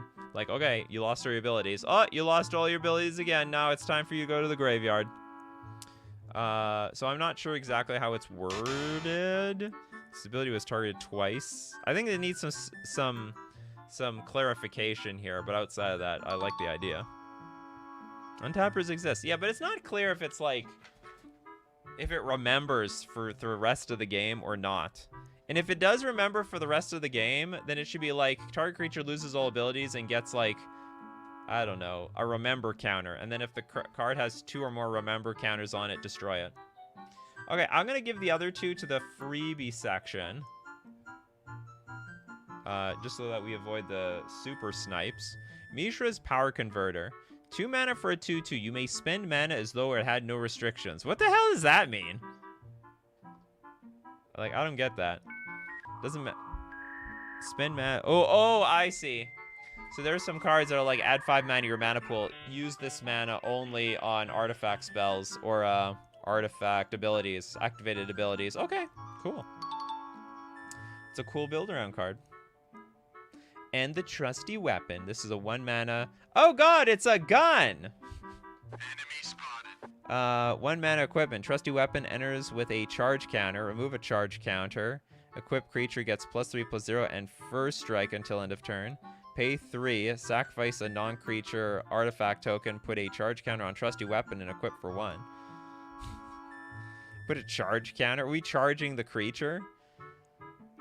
This is literally, guns don't kill people. The people apparently kill people because we're equipping the creature and it gets +3/+0. It's literally not shoot. It's like a pistol whip, really. You know what's just as dangerous as shooting a gun? Whipping someone with the gun. Yeah, I cast gun. Go ahead, make my day. Punch with gun. Yeah, that's basically what we're doing with the gun. This is how I'm interpreting this thing. I've run out of bullets, but I haven't run out of will. Okay, yeah. The trusted weapon. Don't worry, officer, it's not loaded. Or is it guns don't kill people, bullets kill people? That's, a comedian said that. Can't remember who it was. The bullets kill people. We gotta charge more money for the bullets. We need bullet control. Regulating the bullets around here. If everyone had guns and no bullets, they would do nothing. First strike is there exactly to mean you're not punching. Equipped creature gets +3/+0 and first strike until end of turn. Well, you're not punching with your fist, you're striking with the gun. Being hit with an empty gun does more damage than a sword of X and Y. You got that right. Okay, excellent. Okay, next up. Who gets to go next? The Damn Draws with Transportation Issues, version 2, and Cunning Synonym.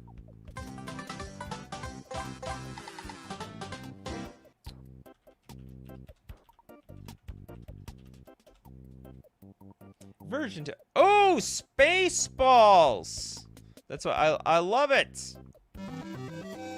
Okay, we got for triple blue an enchantment. Whenever a creature moves from another zone to the battlefield, except from the hand, switch that creature's power and toughness. If a creature would move from another zone to the hand, put that creature on the bottom of its owner's library instead. Oh, instead of going to hand, you go to the bottom of the library. So so like I can't remember how this worked out in the show, but like they transported people and they transported them back. They transported them backwards. So this guy's butt is straight in front of his face. Great card. Excellent. Let's take one for... Okay, let's take this war one that we, like, accidentally spoiled a little bit earlier. War version 2. At work, but I hope the stream goes well. Yes, I know I centered the formatting. It's for artistic reasons. Known to me. I know. It makes it look like I'm reading poetry, though. Not a Magic the Gathering card. And why the hell are the words so damn small? Okay, 6 red for a 6/6. Legend, creature, eternal entity. War can only enter play the first time it was cast from your hand. War cannot be countered or returned to its owner's hand by an opponent's spell or creature effect. If war would go to the graveyard or be exiled from play, its owner may return it to their hand instead. Sacrifice a token, you may give target creature haste until end of turn. When war attacks an opponent, you may declare their blockers. Oh, I see. So when you attack, you force their blockers. I mean, it's like, I guess it's a more buffed up version of banding. War can only enter play the first time it was cast from your hand. So hold on, like the second or... so hold on, I gotta cheat it and play after that or something? There's a lot of it's funny, there's a lot of words on here, but actually it doesn't say a whole much. It's like, if this card would go away, then it like comes back in some other fashion. You need to put war cannot be modified because war never changes. I have a feeling this is a reference to something that I don't know.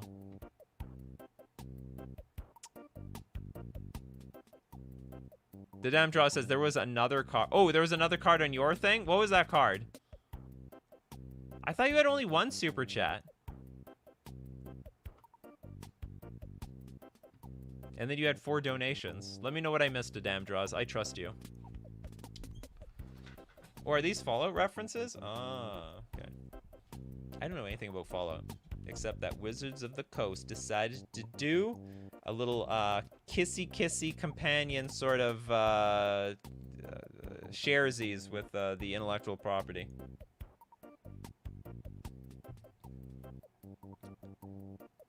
Oh, the other card from Corbinick was Hope? Oh, there was 2? Okay, thanks. I didn't know there was another one called Hope. I completely missed that.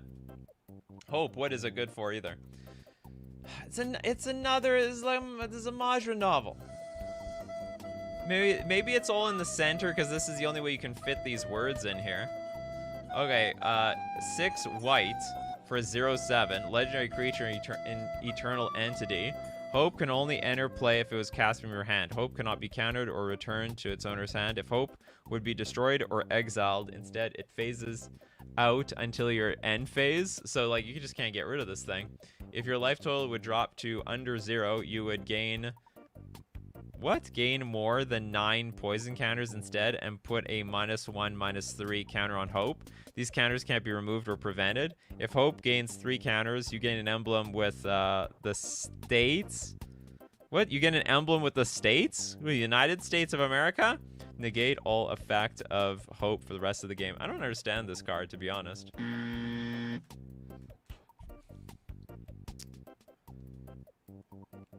Like, I also don't understand if your life total would drop to or under 0, or you would gain more, or would gain more than 9 poison. Instead, put a -1/-3 counter on Hope. Oh, okay, I see.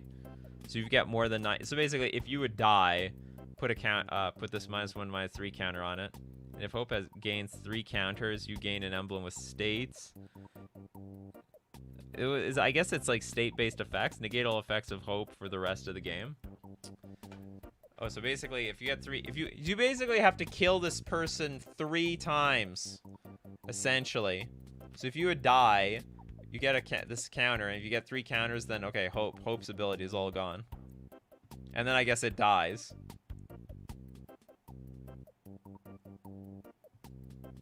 Erosis is a different deity. I have no idea what you guys are talking about. The card was a cunning synonym. Ban card for word salad. Yay! It's such an unrealistic card. It's like, I don't know, it gives you 3 lives if you die. Anyway, I liked War better. War made a little bit more sense to me. Next up, who has not got a card at all today? Let's give one to, I think Epic Nate didn't get one. Ashira, the Merfolk Queen.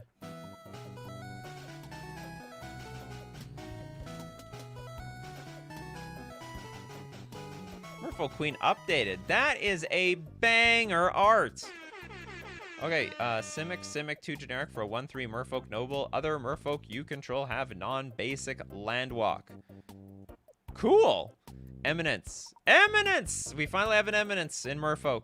If Ashira is on the battlefield or in the command zone, Merfolk creatures you control enter the battlefield with an additional +1/+1 counter.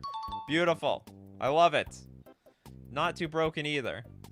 Who else hasn't got a card yet? I don't think Surefire Selves got a card yet so far. This is Gimrith, Drowned Lich. 1 card for today. You only need 1. Gimrith. 2 mana for a 1/2 zombie warlock with ward, sacrifice a creature. Abilities you activate that aren't mana abilities cost 1 less to activate for each creature that died this turn. This effect can't reduce the mana in that cost to less than 1 mana. Fleets! Dreadnoughts. He always hungers for more. And it's a 1/2. Abilities you activate that aren't mana abilities cost 1 less to activate for each creature that died this turn. Easy pass! You might even get like some sort of sacrifice deck to make this card really go off. He's like, I didn't even know the show was going on. I got a Yu-Gi-Oh card for you today. Oh, yeah. Did we see that Yu-Gi-Oh card? Eminence is misspelled. You might want to fix that. Oh, yes. Fix the misspellings. Also, I think, like, Hope had a bunch of sentences that didn't start with a capital. Oh, yeah, we did Mystic Mine. Yeah, we had Mystic Mine on here today. If that matters to anyone. Get one from David. Kaito, the Emperor's Shadow.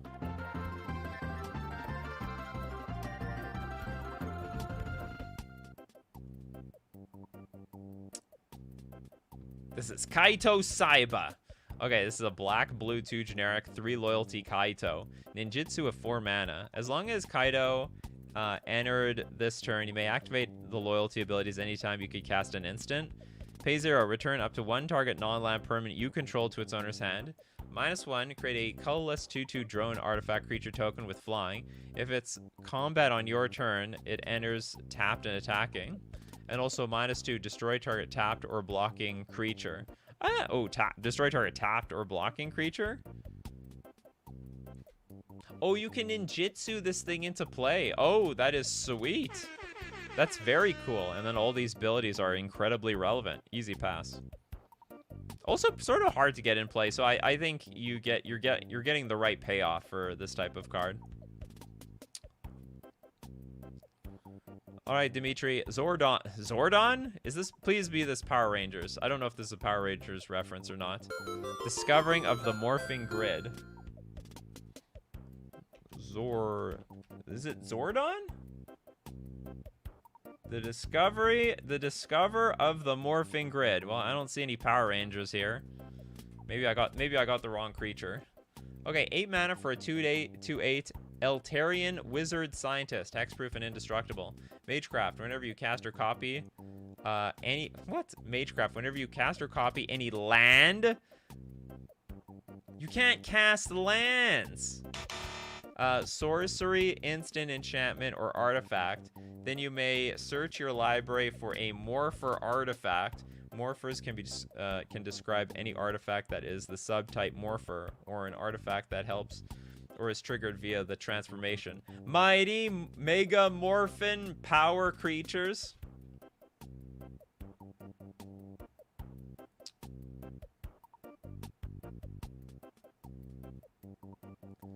Yeah, but ninjutsu says attacking. Maybe it needs a special type of ninjutsu. Yeah. Well, you attack with a creature and then you ninjutsu the planeswalker in play. Although, because it's a planeswalker, obviously it's not going to be what's it called? It's not going to be attacking. Playing a land is not casting? I'm confused now. That's correct. Playing a land is playing a land. It's called playing a card. It is not casting. Casting is anything that uses the stack.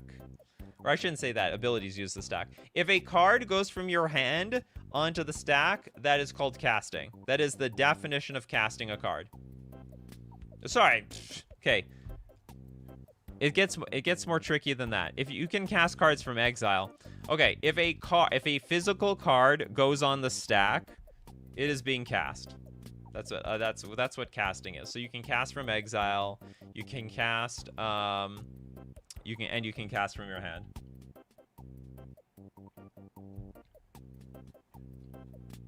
Okay, back to this card.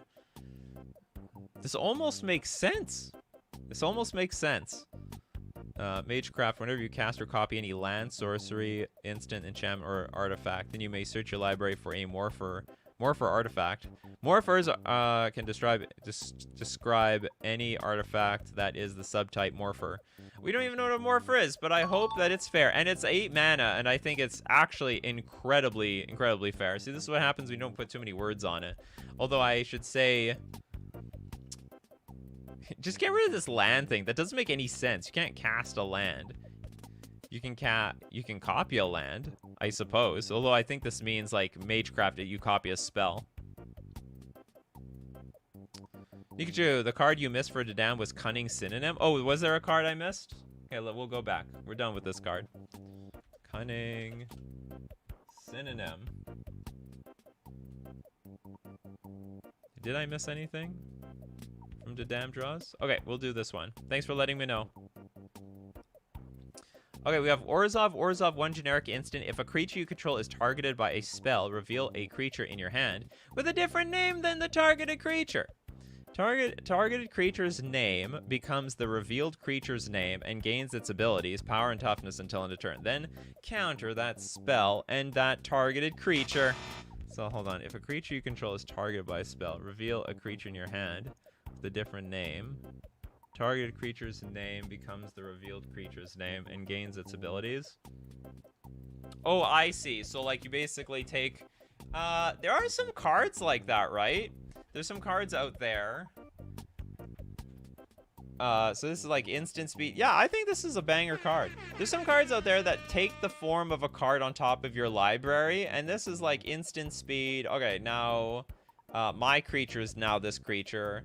And you activated my trap card. You targeted my creature, allowing me to play my Cunning Synonym. You shouldn't have done that. Read the flavor text. I just put a D in front of your name.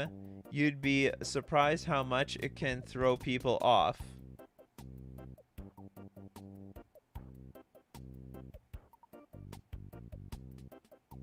I don't get it. I'm just confused. Okay, next up. Okay, Majra's last series. Although Majra's been breaking the rules, you only get... Okay, Majra says, believe it or not, I do read the comments, so I don't know 2 more cards from Pejman because I feel like it. The Saika Intoxicating Oni and Yugi Drunken Frenzy. Oh yeah, let's take a look at this. Suika. Oh, I know, you love the comments, Majra. Heck, what the hell? Suika Intoxicating Oni? What the hell does that mean? Okay, black, white, red, 1 generic for a 4 or 5 demon. Partner with Yugi Drunken Frenzy. When another creature's activated ability is activated or another creature's triggered ability is triggered, its controller gets a drunk counter. Drink responsibly, everybody. At the beginning of your pre-combat main phase, if you have any drunk counters, for each, you may pay 1 to remove it. If you don't, you lose 1 life and you mill a card. I think it should just be stunned. Like, I think if you're drunk, you're just incapacitated to some degree. At the beginning of your upkeep, pay 3 life for each drunk counter that you have. Oh my god! So you don't want too many drunk counters. Is there any advantage to having a drunk counter? Whenever another creature's activated ability is activated or another creature's triggered ability is triggered, its controller... Oh, so this affects everybody. But this also affects this too, right? Whenever another creature's activated ability is activated or another creature... Oh, another creature's triggered ability is triggered. Okay, so this will not trigger itself. It's like, oh, you get a drunk counter, I also get a drunk counter. We all get drunk counters around here. Gain life, not pay life. At the beginning of your upkeep, gain 3 life. I don't know why you're gaining life for being drunk. You know, you don't get stronger by drinking. I'll tell you that right now. There's nothing drinking will make you do better except more drinking. Okay, and then we've got Yugi, Drunken Frenzy.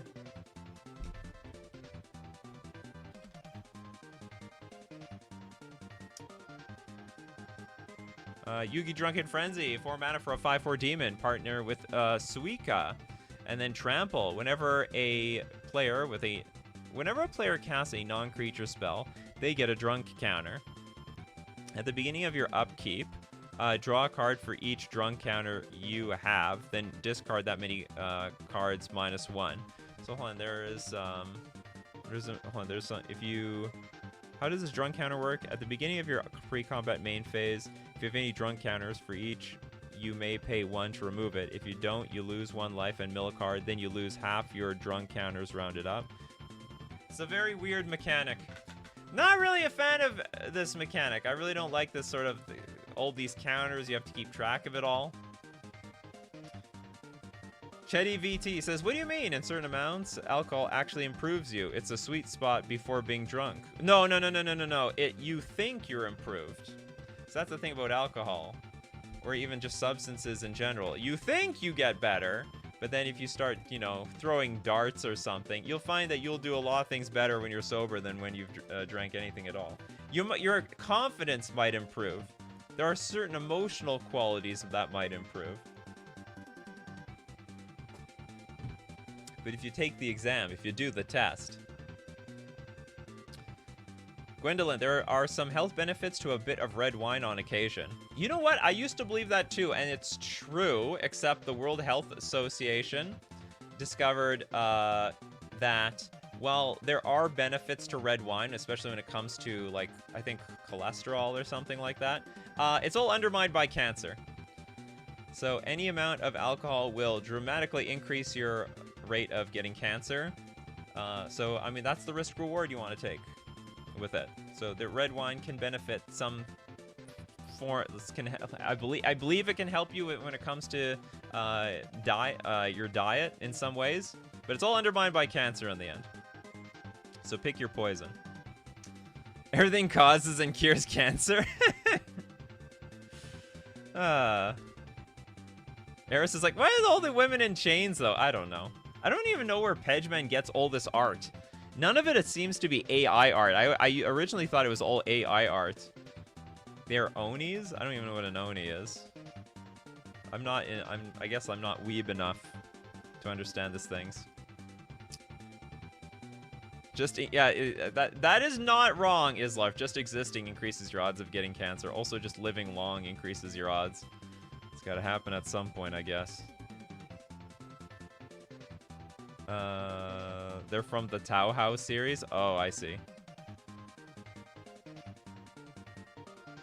To be fair, wasn't the cancer increase due to alcohol only recently discovered? Yeah, somewhere in the last 4 years or something like that. It was like a long, I don't know, 20 or 50 year study. It took a while. Okay, let's get back on topic, because I got like a billion super chats to get through still. Okay, here's a new one from Winter Fox with Star Chase Dreamer. The Linnea. There's one card for me today, not from my Snow Colissa. Oh, so it's something completely different here. Star Chase Dreamer. It's a emo cat girl of some sort. Colorless black, blue, white for a 1/3 human acrobat. This is as Shroud. When Star Chase Dreamer Linnea enters the battlefield, phase out until your next upkeep. What does that mean? What, wait, we're all phasing out everything? Do I phase out? Phase out until your I think it means I phase out. Smoke Bomb. So basically, I'm invincible until my next turn. Smoke Bomb. When a creature with this ability phases out, your opponent's next battle phase is skipped. When a creature with this ability... So when this creature phases out, my opponent can't attack. Shadow Sneak. When a creature with this ability phases in, the creature deals 2 damage to target player or creature. Alright, I think this is interesting. We're phasing out now. Oops, this card phases out. Oh, well, you have to say this card phases out. So I guess the idea is when this card phases out, your opponent can't attack, which is as good as having protection against them. And then when it comes back in, it deals 2 damage. I like the ability. It's possible it's really strong. It's like... There's like a 1/4 Rhino when it ETBs, your opponent skips their combat step. This is very reminiscent of this.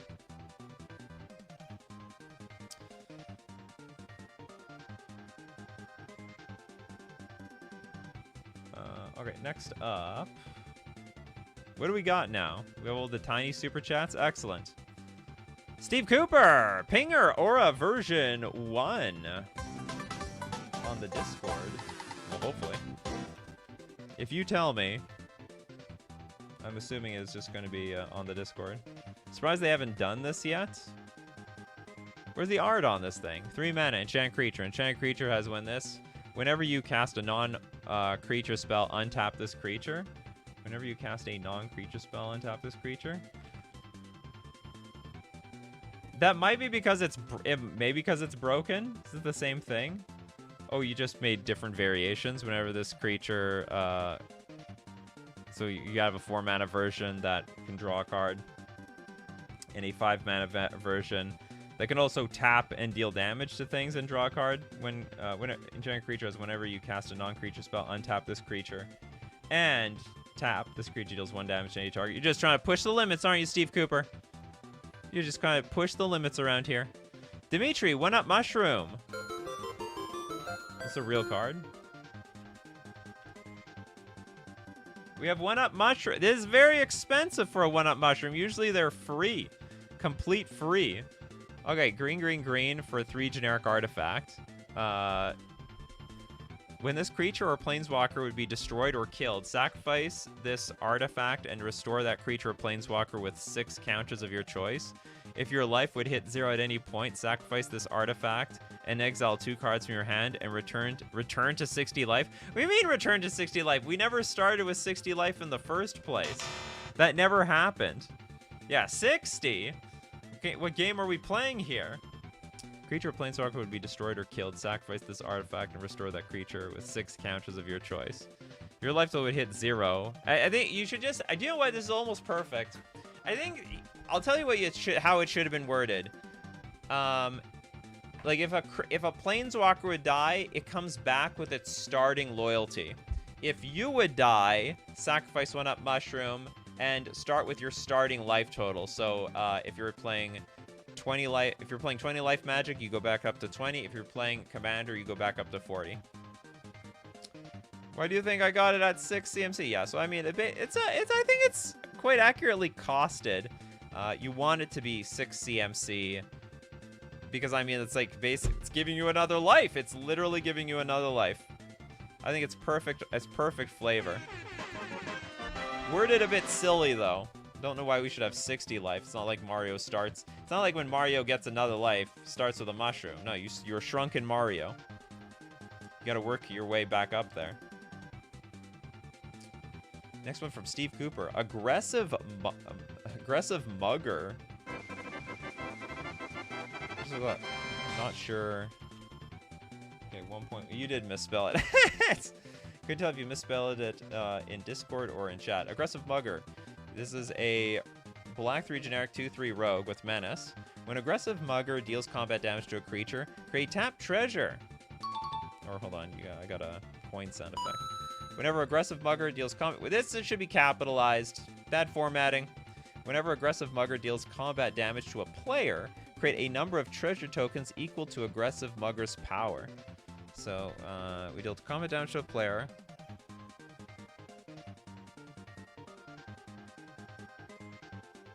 Oh, if we deal to a creature, we get 1 treasure, and then if we do it to a player, we get all the treasures. Okay. Okay, I can get behind this. This is a very expensive card, really, for what it does. Is that a non-token treasure? Oh, I see. Yeah, it should be a tap treasure token. It's gonna be token in this world. Token treasures. Nikachu, one of my cards I super chatted has the training ability. You might want to look up what that does when it comes up. Training, I think it's like you put like a +1/+1 counter on something. Okay, cool. Next up, Dimitri with a Juggernog. Version 3 and Quick Revive 3. Juggernog. Oh, you have both of them here. Great. What, you expect me to read this thing? I thought you had like a rule. If the font got low enough, you paid more money. What happened to that, Dimitri? What happened? What the hell is this? Quick Revive. Well, it's not really quick to read. Must be cast once wonder something is on the battlefield. The creatures you control have regenerate. If a planeswalker you control would be destroyed due to hitting 0 loyalty, attach a Quick Revive counter to the planeswalker and the printed number of... It's like the font is getting smaller the further I read. Of loyalty counters on the end phase after they hit 0 loyalty. I read enough. Okay, Juggernog. I don't think it's any clearer. 3 mana, legendary artifact. Perca-Cola. Okay, I could read that much. Nikachu, you lean in, and you are in my living room here in the U.S. Is anyone watching me on TV? Just out of curiosity. Curious how many people watch me on TV. Okay, okay, this is a little bit clearer. Yeah, must be cast once der Wunderfizz is on the battlefield when you would lose that game due to hitting 0 life. Sacrifice this card, and your life becomes 250. Well, this is just absolute insane. God, please, no! All creatures in control have lifelink and have 5 times their toughness. I read enough. I only have to read two parts of this card. If you give me 20 bucks, I would read the whole thing of 1 card. I will pay the difference next paycheck. No. It's okay. You could give me a new card during your next paycheck. This is insane. The first 2 lines were insane. I don't need to know the last 3 lines. Just curious I wonder if anyone even on their television can read this. It's hard to read. Okay, you have more. Okay, Dimitri, Donkey Kong and the Rampaging Kong in Brooklyn. Oh God, what is this all gonna be about? Get it on like Donkey Kong. Okay, that's something I can get behind. I can read this card in 1 sitting. We have Blacklist Wooburg and 5 generic for a 4/10 Kong. Haste, Trample, Lifelink, and Defender. Those don't go together. You know, you got Haste, but at the same time you have to be on defense? It's a little bit of an oxymoron of a card here.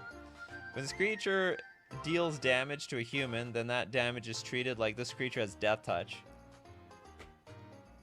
Give it Death Touch. Why? When this creature kills a creature, add 3+1/+1 counters to all Kongs. Yeah, it's definitely doable.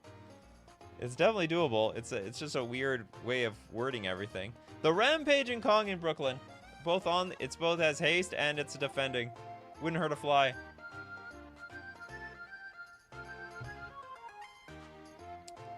This is for the wall deck. Oh yeah, Islarf is like, when's the $4,000 show coming, Dimitri? I already got like a comment in the comment section like, I like reading everybody's, custom cards and series in and out, but they would not watch a like 4-hour Dimitri only show of 80 cards. But for $4,000, I would do it anyway. Okay, Elixir, Claimant of the Neverhood. Something like that. Claimant. You have a few of these. Claimant of the Neverhood, 4 mana, 5/3 Golem. Claimant of Neverhood is clueless. They don't know a thing. Equipments you control are clues in addition to their other types. Activated abilities of clues you control cost blue 2 generic. Riddle me this! Tap Investigate. Hold on, what does clueless mean? A clueless creature can't attack unless its controller sacrifices a clue token. Okay. Wouldn't say like this is even in any danger even for 4 mana. Or I wouldn't say this is dangerous even for 4 mana without sacking clues. Equipments you control are clues in addition to other types. Oh, we can sack our equipment. Activated abilities of clues you control cost. Oh, I get it. It's blue or 2 generic. I like this card a lot. I think the clue players would like this because for 1 blue you can like crack it's basically pay 1 blue, crack an artifact, draw a card. Oh, and you got riddle me this, tap to investigate. This is just an all around. I think for the clue players, they'd absolutely love this thing. All right, next up, Darkstar Ashura with Ogmios Trainee.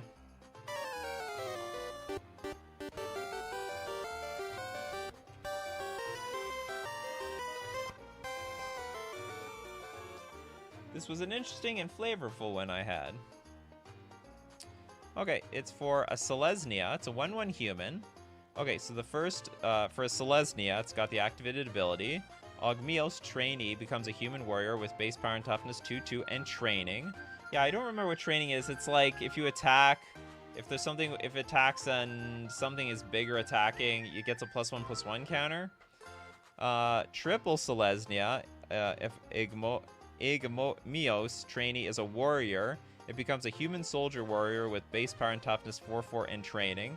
And then for 6 Selesnya, Igmios trainee is a soldier. It becomes a human knight soldier warrior with base power and toughness 8/8 vigilance and mentor. Isn't this just the Boros version of this thing, except that you added training?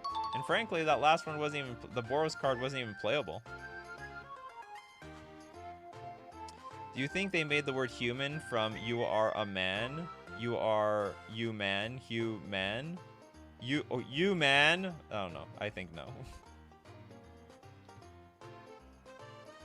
Benjamin says, you realize since the previous card makes equipments into clues, and it says activated abilities cost blue or 2, that means equip costs and other activated on equips also cost only a blue. Oh, that's right.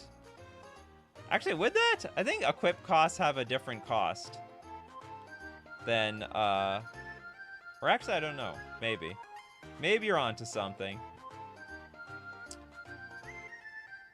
Anyway, I think this card is harmless, so super pass.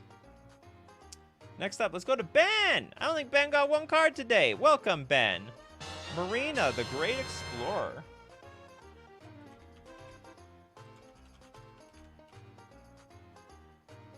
We have a bit of a novel here, don't we? We've got some backstory, Ben.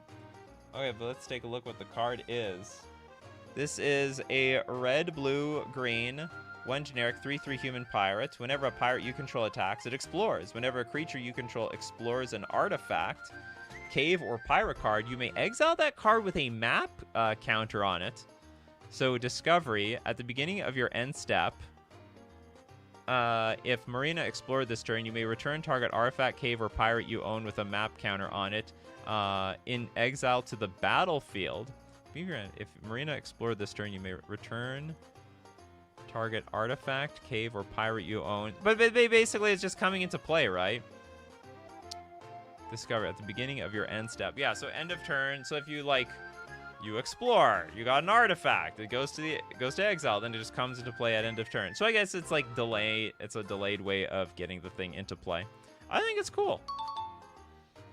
Hold on, is it? Hold on. At the beginning of your end step, is it possible that we just manipulate the top of our deck and then put something broken in play? Is that any different from how so many other cards are already broken? Michael Ing is like, wow, we're still on. Of course, it's Wednesday. It's custom Magic the Gathering card day. Of course, we're still on. Maybe it should be upkeep? I think at an end of turn is fine. Welcome, MTG Gaming Bob. You found a Foundations? I don't play Standards, so I don't care. Doesn't affect me. Mork says, Nikachu, do you plan to include PayPal in the future? Because I have no credit card and therefore cannot super chat. I don't want to do PayPal because I don't want to keep track of both of them. I would rather that this is all kept track on, what's it called? I'm using something called Streamlabs. And so I'm getting all my super chats through YouTube, and it just makes the show easier to keep track of. Otherwise, I'd have to keep track of my email or, a lot of other things. So, sorry, at the moment, super chats only. Or maybe YouTube should try to accept PayPal. Although it'd be very expensive. PayPal takes a cut, then YouTube takes a cut. Everyone's taking a cut. Ben says, the idea is that she charts a course for an artifact, jotting it down on her map. And then when she finds it, at the end step, she can play it. Also, end step lets it be less abusable. 100% agree. I like Marina. Does Marina have anything to do with being a mariner? Mariner, Marina, sort of in the same boat, Winter Fox, Starfall, Spell Shield, Umbrella. Oh, hey, look, found one more. Oh, yes, you custom Magic the Gathering players. You always find one more, don't you? There's always another one. You also scrounge up to the bottom of your couch to find a few more dollars. Yeah, also, we should have also said you have the option to just post in my Discord, and people donate all the time. So you have a shot of getting your card chosen. Yeah, freebies work too. Okay, we got double colorless, legendary artifact. Ward 3! Well, basically, it's never just getting destroyed. Pay 2 tap until end of turn. You cannot be targeted by instant or sorcery spells. Can you do that in response to getting hit by an instant or sorcery spell? Or is that too late? Pay 2 tap until end of turn. All damage you and creatures you control take from any source is reduced by 1. I think these are all okay. You can get a PayPal card? Does that exist? Didn't know PayPal was in the credit card business.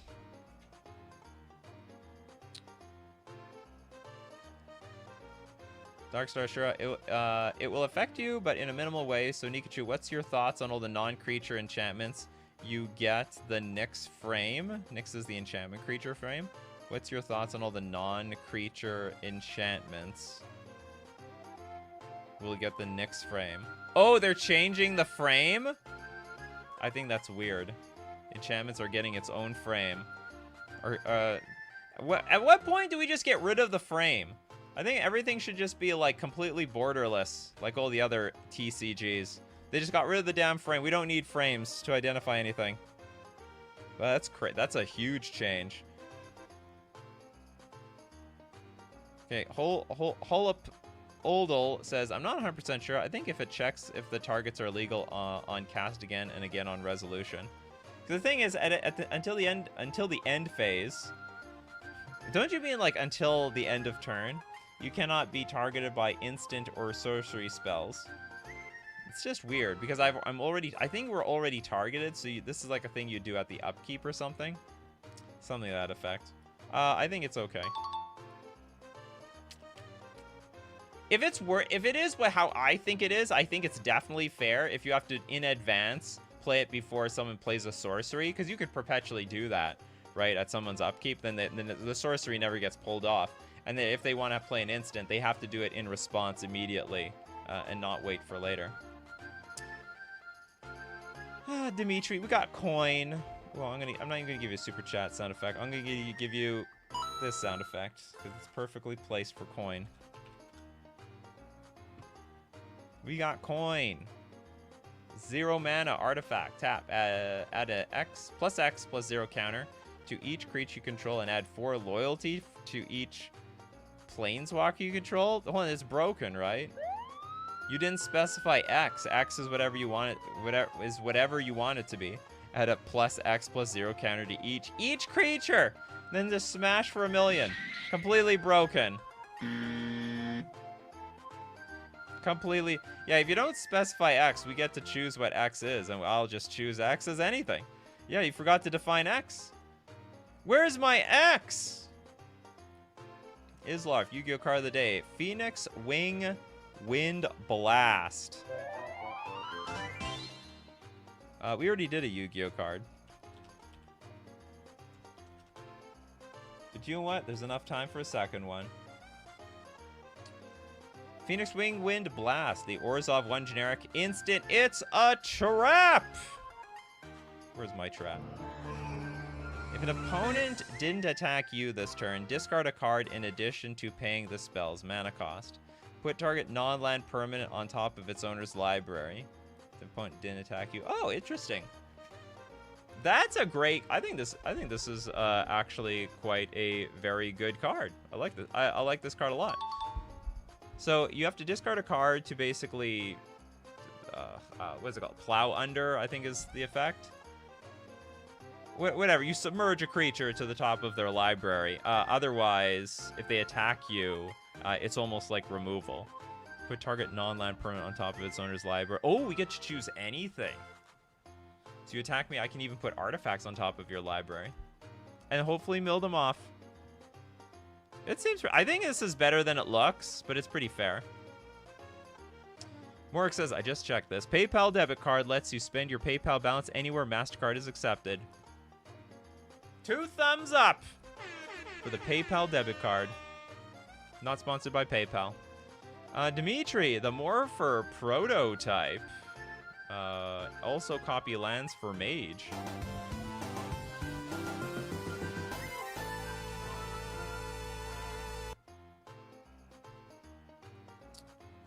Okay, we got a 3-mana artifact morpher. Transform any creature into a Power Ranger or Power Rider or Ultra. Yes, the Power Rangers. Exile this card and that transformed creature after it attacks or blocks. What the hell? Sort of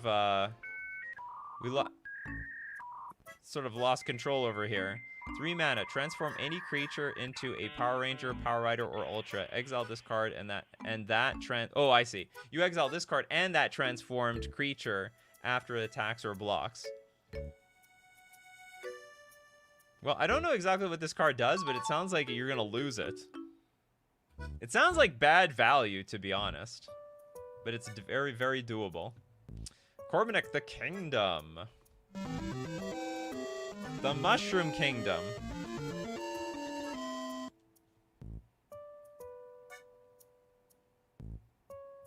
Okay, Wooburg. Enchantment. You are the monarch. Only the controller of the kingdom can be the monarch. Pay 4. Gain control of the kingdom.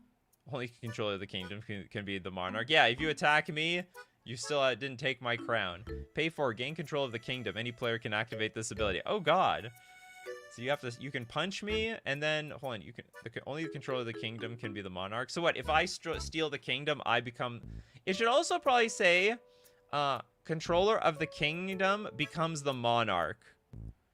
Or I guess that's what it's. You are saying. You are the monarch. It just seems strange. Yeah, I guess that makes sense. You can steal it, and you are the monarch. Yeah, I like this card. King of the castle. It's pay to be king. Pay to win in the kingdom. Darkstar Ashura with Krekshar Flesh Unbound. Completely unbound around here.